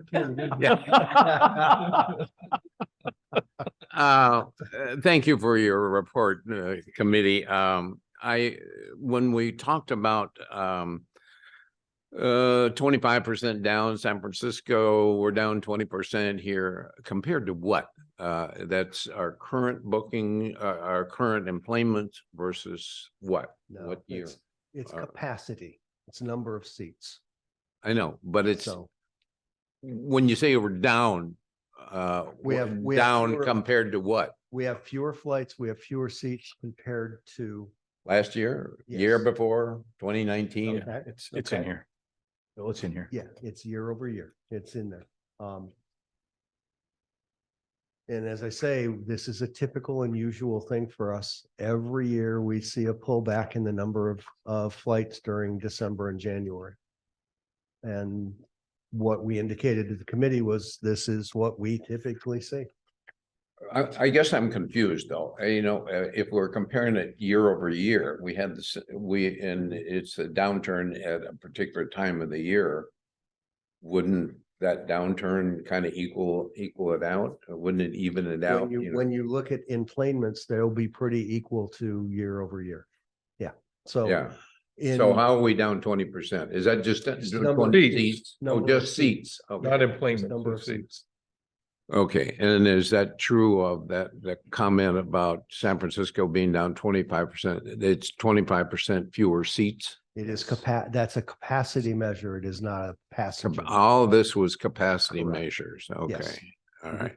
Yep. And let's see, Dino, you used the term bookings versus employments and bookings in what? Speaking to the mic for Marianne and. Speaking from my airline background, bookings meant, the future, like January, February, March, as opposed to how many people got on the airplane today. Which were you referring to, employments or bookings? I'm going to defer to more competent minds. Employments. Yeah, I think what we were talking about in term of art, it's employments we were talking about. Okay, Bookings sometimes is substituted. You're correct. We typically in the industry use employments. do we have any sense for how the bookings are going out into February, January, February? Yeah, we have a limited visibility on that. That's kind of information that the airlines aren't required to provide to DOT. It's always what they're required to provide to DOT is always backward looking. So we have limited visibility going forward. We've got some way to do that, just like every airport, but not a lot. Okay, all right. And I would not swear to its accuracy. All right. Well, I'll just share this on a personal basis. I was kind of checking on what airfares were doing out of Monterey and San Jose going forward. Right now, they're ridiculously high, and particularly out of Monterey, but I noticed, observed to a couple of destinations that I'm interested in on the East Coast. They go to less than half at the end of January, less than half of where compared to right now. And that continues on into February. So airfares are at least from the way they're advertising the tickets and the ticket prices in late January, February, down the prices have dropped substantially. Whether that holds up going forward, I don't know, but I reported that at TAMC to try to encourage people to take a second look at using this airport versus going up to San Jose, because Southwest is still kind of killing us a little bit there. So anyhow, just a commentary. I was looking at it for a personal reason, flying to Europe in March, and the difference in fare from San Jose, San Francisco wasn't that low, but you had different options, different country carriers flying out of San Francisco that don't fly out of San Jose or here. But it was $100 more. The cheapest I could find in San Jose was only $100 less than flying out of Monterey for American. And it was with the Monterey to Dallas to Barcelona. So this one's layover. Yeah, we try to work with our airlines on what we call fare parity. We don't expect them, and we tell them right out the front of the discussion, we don't expect you to give us the exact fare, but give us some parity so that it is not as compelling for people to drive. Matter of fact, I spent an afternoon with representatives from Alaska Airlines this past week, Tuesday, I believe. And the principal topic of discussion was that we find that Alaska's fares out of San Jose have gotten a little bit out of scale with ours or higher. And we continue to try to compel them to every airline to give us a fare that's somewhere in that $50 to $100 difference, which when you're driving to San Jose, you're going to spend that easily in the parking lot, if not just in your gas. So, but we're filling the seats here too, and I think that works against us. Yeah, we do. We don't have enough seats to sell. I think there's a product here that, and we keep trying to tell the airlines this, there's a product here that they're missing that Yeah. they can capture here. And American is listening, obviously, and it's performing well. So we will be using the American experience as an example for other airlines. Well, great conversation on air service, and we look forward to our new PR contract and developing these items. Property and leases, Director Sonny. We didn't meet, so quick update. Yeah, well, Let's keep going. but we are, Love it. We are meeting in January. we are Well, having a it's special meeting, as board. so there, and of course, the big item of discussion is hangar relocation. Correct. And that's what will take place in January, so. Anything to add, Mr. Lapierre? Not really. We're still refining we did get some numbers that were better than what we had originally seen. We're still refining those numbers with the contractor. Okay, But we'll have everything for you in January. and that's Special.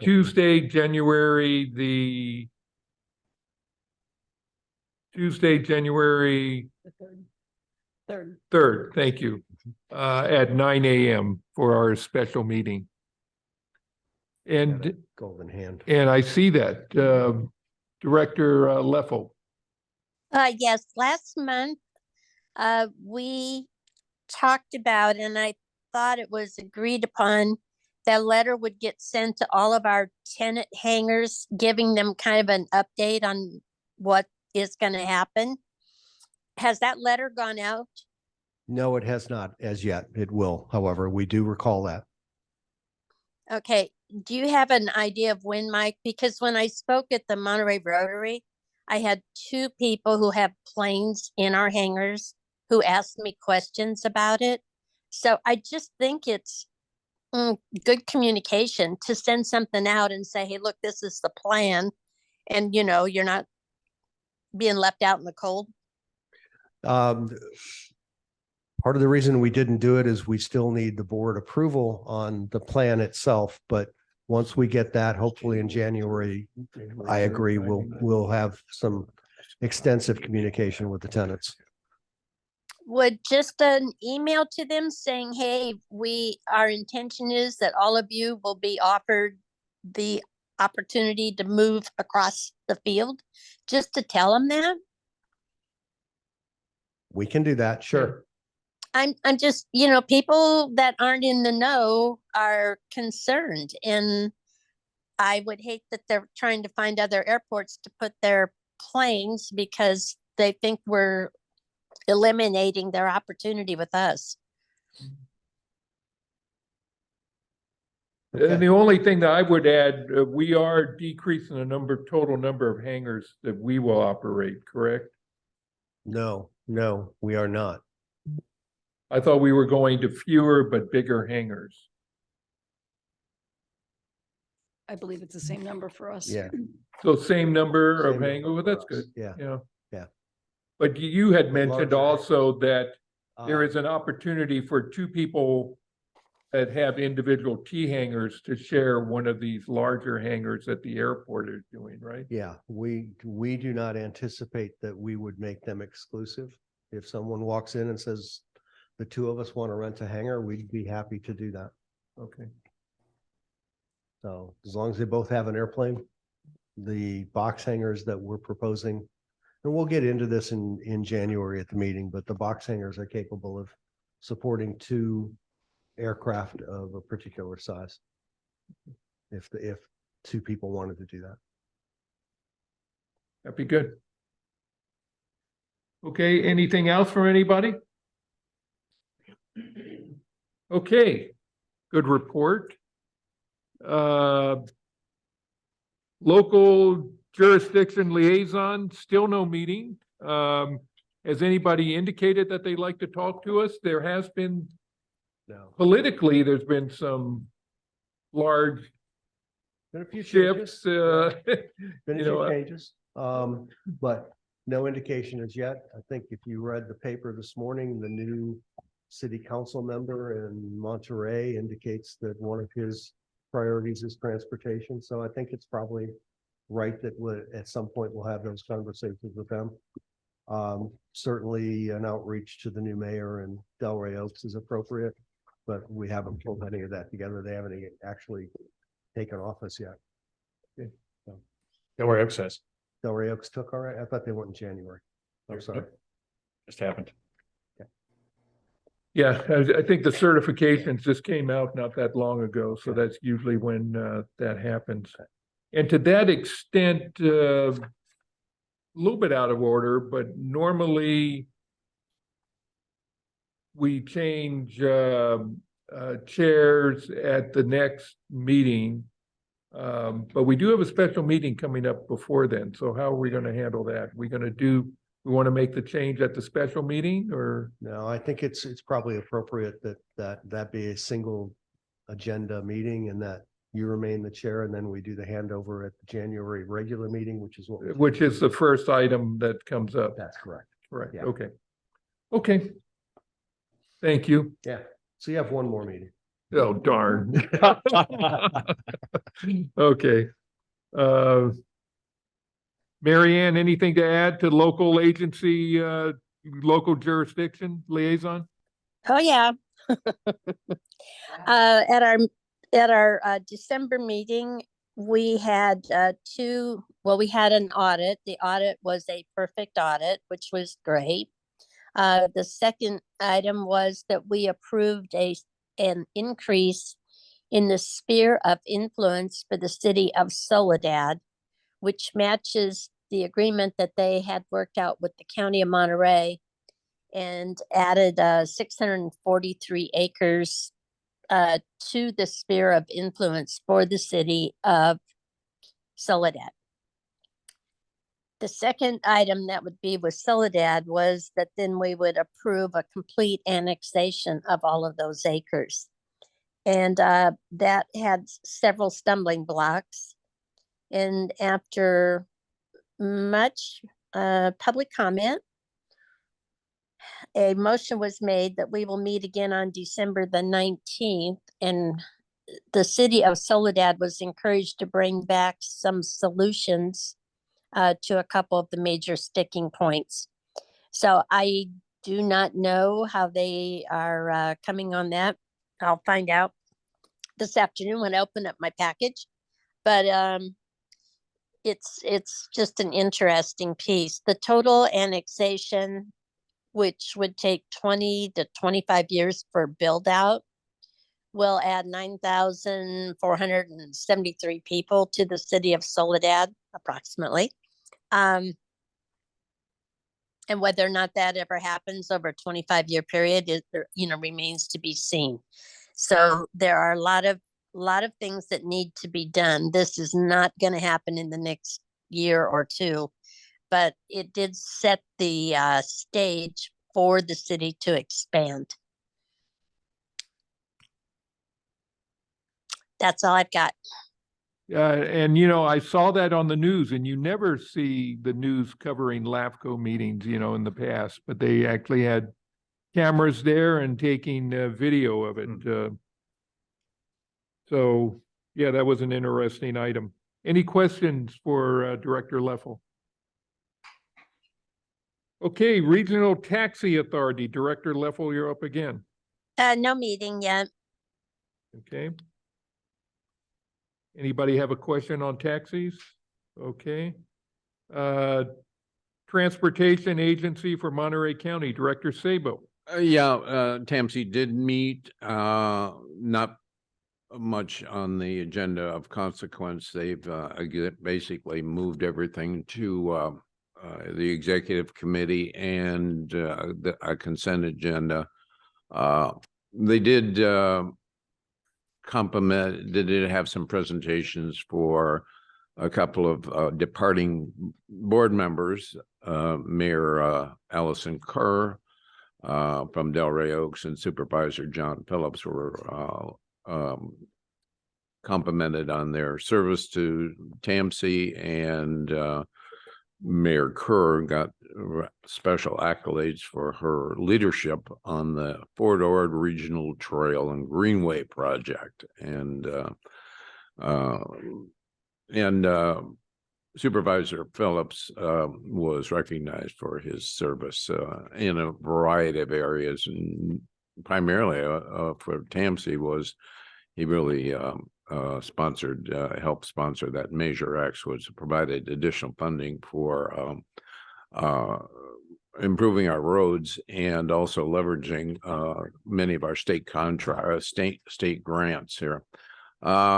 And then the only other thing of significance was the changes in the Brown Act regarding in-person meetings, and Tamsi opted to resume in-person meetings starting January next year. And it was way too complicated to do anything other than just agree to meet in person. And I think we're going to cover a little bit of that going forward here, discussion about what we want to do in that regard. So not too much happened of import to the airport. Any questions? Okay, very good. Thank you, Director Sabo. Special District Association Director Leffel.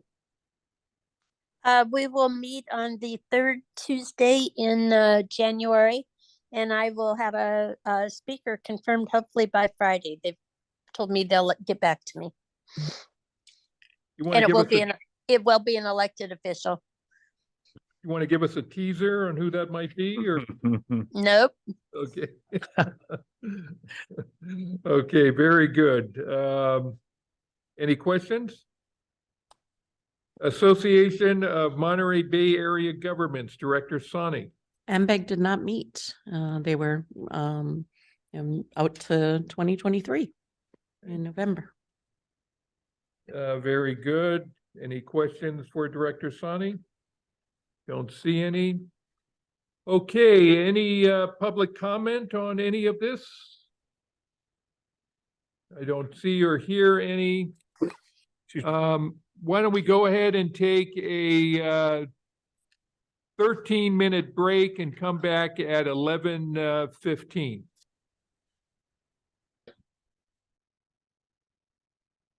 Okay, welcome back to the December 14th, 2022 meeting of the Monterey Peninsula Airport District. It is 11:16.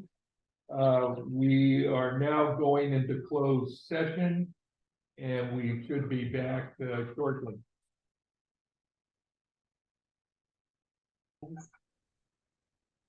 Marianne looks. Okay, we are back into open session. The time is 12:13. It's still the 14th of December 2022, and nothing to report in closed session, no action taken. Mr. Huber, so we were going to have a brief discussion about our policy or governance manual. Yeah, so let me explain what occurred. The governance manual was on consent. It did include the language. It included the language that said that 2 board members may call a special meeting. It's on page 20. And then I put in brackets, we need to talk about this, at the meeting. Because it was passed in that current form, that language is in there. And so if you would like to reconsider that, if there are 3 board members who would like to remove that language so that 2 board members may not call a special meeting, to remove that that addition, then we would need to, have a motion for reconsideration and then reconsider the item, make a motion to pull that language out and pass it without that language included. Well, when I read it, and I apologize because for some reason, I thought that the governance manual was in the regular agenda. I should have pulled it, but I didn't. My feeling is, and I don't remember having that discussion about 2 members or not. My feeling is that at a minimum, well, it needs to be 3 members. If the other 3 members don't want to attend a meeting, it's not going to happen anyway. True. The problem that you would have is if you require 3 members to call a meeting, and again, this is without the chair and without the executive director. If you require 3 members to call a meeting, it may open you up to a claim by a member of the public that there's a Brown Act violation. Now, I will tell you that that's kind of a nuanced thing.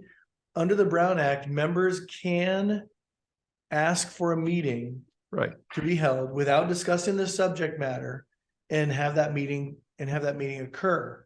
That's a little bit of a nuance because I don't think a lot of members of the public necessarily understand that.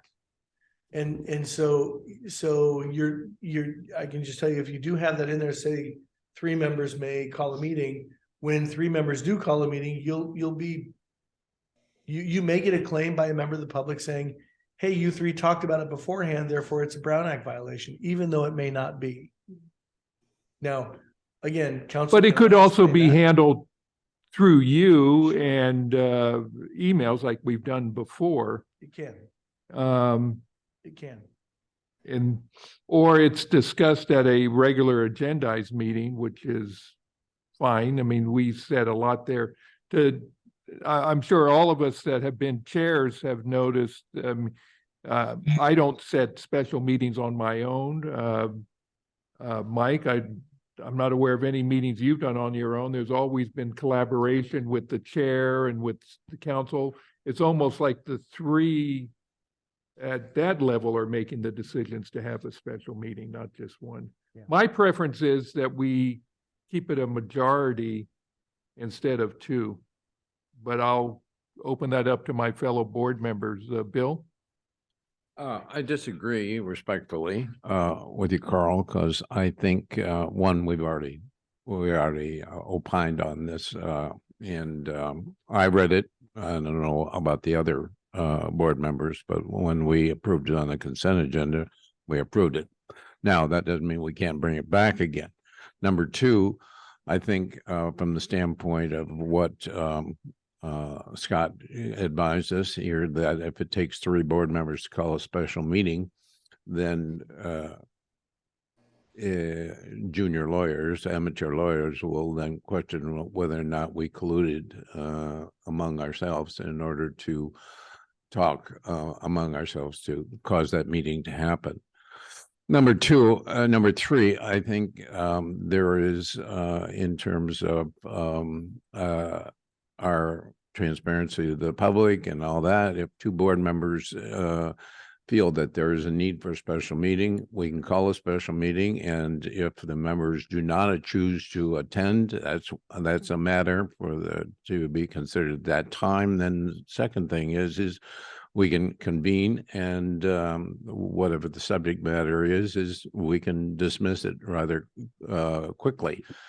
But I think you need to have the opportunity for a minority of the group of the board to be able to call a special meeting, not based upon what our experience has been in the past.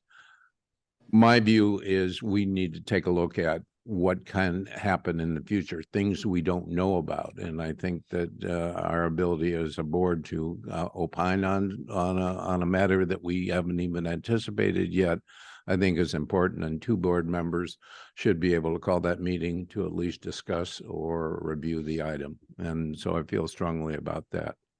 Okay, thank you. Mary Ann, any comments? Sorry. I was just sitting here trying to think if in all the time, if we've ever had something where 2 people felt like they didn't have an opportunity to speak. And because we have regularly scheduled monthly meetings, I'm not sure that we ever have anything that requires that somebody would have to call a special meeting because something's, on fire. So I would prefer that we don't have it, but I'm kind of ambivalent toward it at this point. Okay. Thank you. Director Sonic. I had read it and I think I'm good with letting what's already been voted for stand. I think there is reason potentially to have two people on the board be able to at least put it on an agenda for the future. And I think our attorney advised us of what the concerns are with the Brown Act overall. And that's just so I feel, you know, I mean, it's the sort of thing, it seems that it makes sense to allow it to come, you know, to allow two people to bring something to the full board if further discussion is needed. So I stand with what's already been Okay. voted upon. Okay. But- Carl, Yes. So to Lisa, so Lisa, there's a difference of that we say we want something on a future agenda, or that somebody is, I'm going to use the word demanding, that we have a special board meeting out of sync with the regular meeting on a topic. I think that's what we're looking at.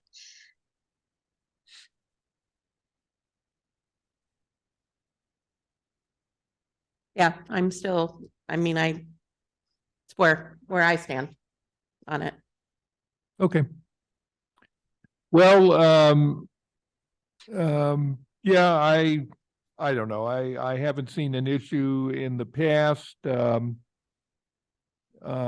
still going to take, you know, that third member that says, yeah, I'll show up to that meeting, because you can't have a meeting with just two people. You can't take any action. So, well, it is what it is. Okay. Very good. Where are we now? Pending request for future agenda items. We don't have anything on that? Carl, I think we need to, and I'd like to suggest that we do it during the budget process, but that we do look at the business license fee during the budget process and not have anything special prior to that, because we've already collected for this year. And it is in our budget this year, but maybe we make sure that it is part of the budget process. So this, you're talking about future agenda items, if you want to see that. I want to make sure that it's in a future agenda item when we discuss the budget coming in for the 2024 fiscal year. So that would be on some agenda, be a budget agenda, or yeah. Correct. Then an So- agenda where we discuss the budget. Is that what you're suggesting?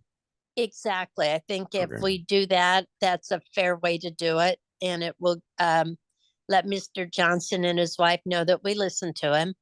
And then that'll give the staff time to prepare their recommendation for what we need to do. I can support that as Um, a future agenda item. Future agenda items, keep in mind that typically happens, well, before June, we're talking Yeah, April. we won't be into budgets until, first time we'll roll out budget would be the finance committee in April. Yeah, Okay. You know, clearly there will become conversations at that point. put it down as a placeholder, give them an opportunity to come and talk to us directly, but Director Leffel's right, we've already approved this, so we can't really undo it at this point. Right. Okay, So along that line, then I'd like to ask that Mike send a letter, or if the chair sends a letter, I don't know which is appropriate, to, I guess, the chair, since he addressed it to us. he or Um, she, Pardon? he or she, Well, he wrote the letter, so that he would that Carl, you write a letter back to him and copy all of us on it and just tell him what we're gonna do and that we heard him. Okay.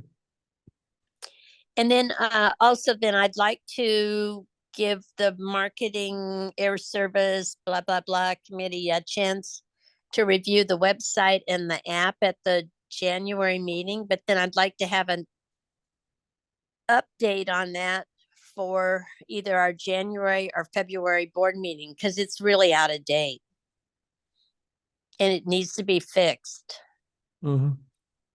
Okay, well, yeah, I guess we'll have an air service meeting prior to the next meeting, but there will be Chair Sani's responsibility to set up the committee makeup at that time. So Yeah, you've got one more committee meeting as stands. as it stands, and then after that, the new assignments will be made. Well, Carl, whoever is on that committee, I would ask that they look at that. Yeah. Either that okay. or we need to take down our website and our app and just don't pretend that we've got one that's up to date. Yeah. No, I agree. And then the last thing I'd like to ask is that when there are items in the news, I don't know how many of us actually receive the newspaper daily, either the hard copy or electronically, but that staff start in the package putting a copy of all of the news that's in the paper in there. So if you see something that is just part of the marketing and public relations, that we see what's been written. Well, I mean, that's something we want to talk about, or can staff do that, or what's? We'll be happy to be your clipping service. Okay, thank you. Wait, what did Mike say? I said, Mike will collect those for us, and we used to get those in our packet. There was whenever a media come out, but also sometimes it's easier just to send out an email like you did last time with a link on it. That I'm good with that. I would favor that. I'm opposed to having it included in the package, the packet out here, because that packet is available to the whole public, and we have to make sure that it's the What packet timeline. isn't? Maybe I misunderstood what Marianne was saying, but in the board packet, she wanted to include all the clippings. Yeah. Is that A did I link? misunderstand? A link? I mean, or just on No, this I'm date? saying either or. I'm wondering Sometimes a what link. she said. What she was asking for was to have the board packet include copies of the Herald or Herald article or what. Are you happy with links going out in lieu of that, or you actually want to see the printed document, Marianne?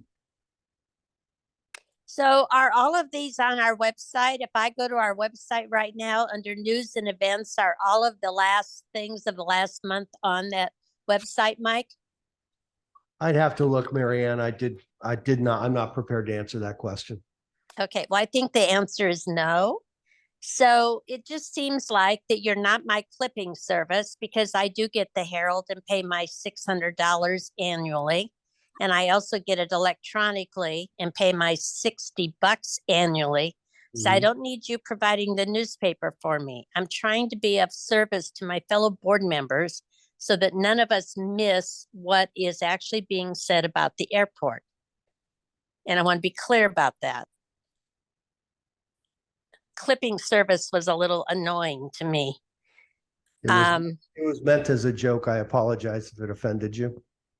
So I just think in other boards that I'm on, we do get in a monthly package or a quarterly package, we get copies of what has been written about the group. And I think it's just a nice way to kind of remind everybody of what all is out there. I mean, you should be proud of it. You've had a lot of front page coverage and good coverage. So I think it's a good time to put it in the package and to make sure it's on the website.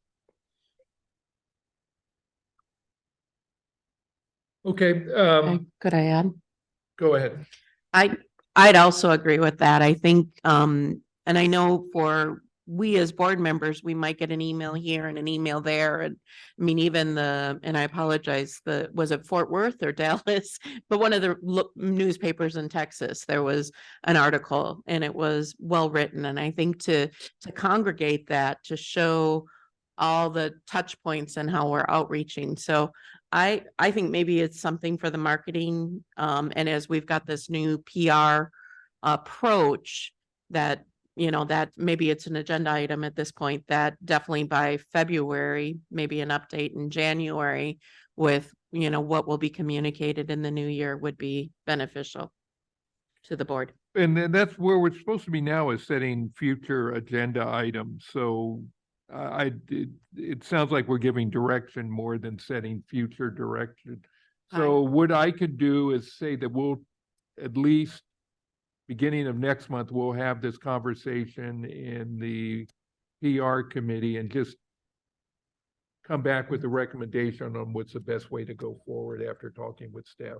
I'm happy to make an agenda suggestion that the current structure of PR and marketing and that outreach entity that we've created with our consultants as well as our internal staff, that by February, we've got a proposal and an update, that's 90 days of that and really understanding that more, if that Okay. helps. Yeah, And so what the I agree. future agenda item is different than this. You're asking that our PR team that we have right now come and make a presentation to us in February. well, I see it all interrelated. I mean, as Director Lawful suggested, we've got certain things that are out of date. I know I've suggested before, I feel like we've got a lot of moving parts and pieces and I'd like to see it be solidified a bit more. So whatever that looks like and whoever's involved in helping make that happen. Okay. But I think it makes sense for us as a board to oversee that, especially by that point, it'll be 90 days. So maybe that's a good time period, Okay. 60, 90 days. Why don't we have this conversation in the marketing PR committee and we'll figure out a path moving forward on this, but with the hope of having a presentation. And I think you had shared that was your desire too, is to have the group come and The talk to. contract with Chidlaw Marketing indicates that there will be regular updates to the board. I was sitting here trying to remember whether those were monthly or quarterly. I don't, but there is a call out in the contract for Monthly. updates on the activities. So, It was quarterly. Mm, sorry, It was quarterly. was it quarterly? Okay. Okay. I thought monthly communication though in the board packet too. I think but Okay. That I've- sound good, Marianne? Sure, let's try it. Okay. I- Okay. I have one request and I appreciate, the business license. I just like an update maybe in January, as this is the first year that we've done it, with how many have paid their fees in January and kind of where we sit. I know that we have more businesses than we expected.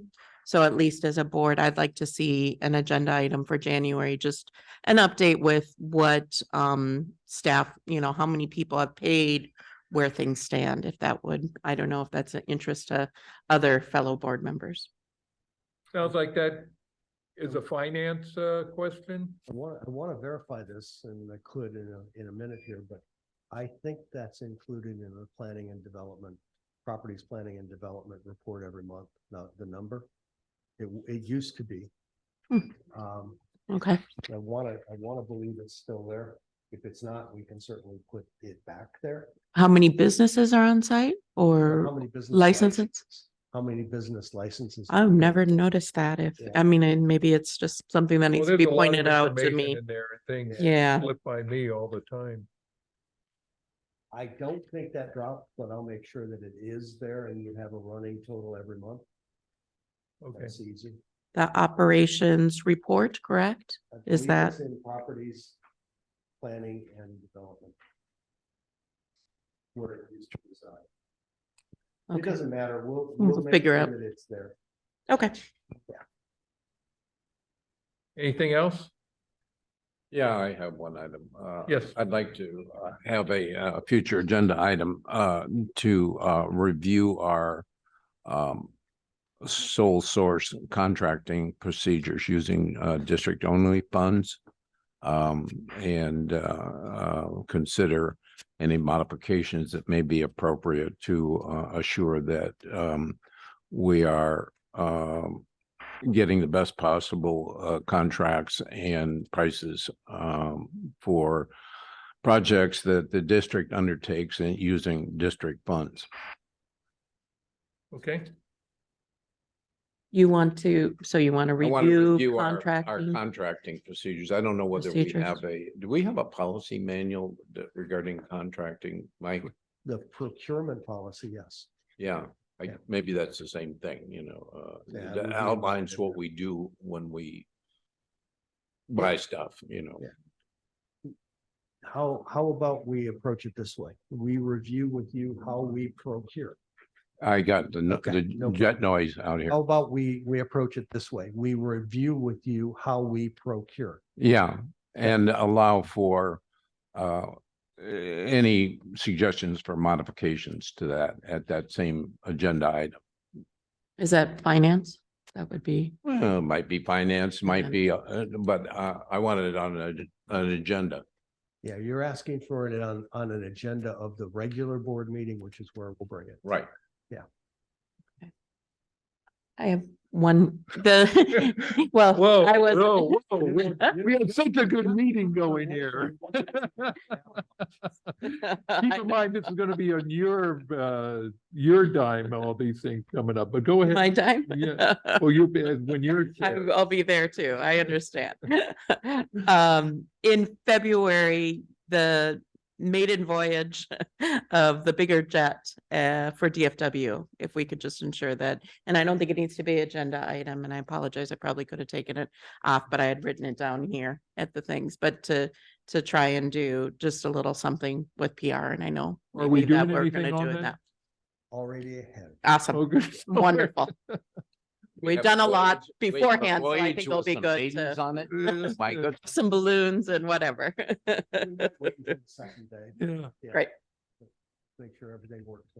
okay. Yeah, we're gonna. Do we show up in cowboy hats or what? Is there a dress code I or? don't think you want to see me in a cowboy hat.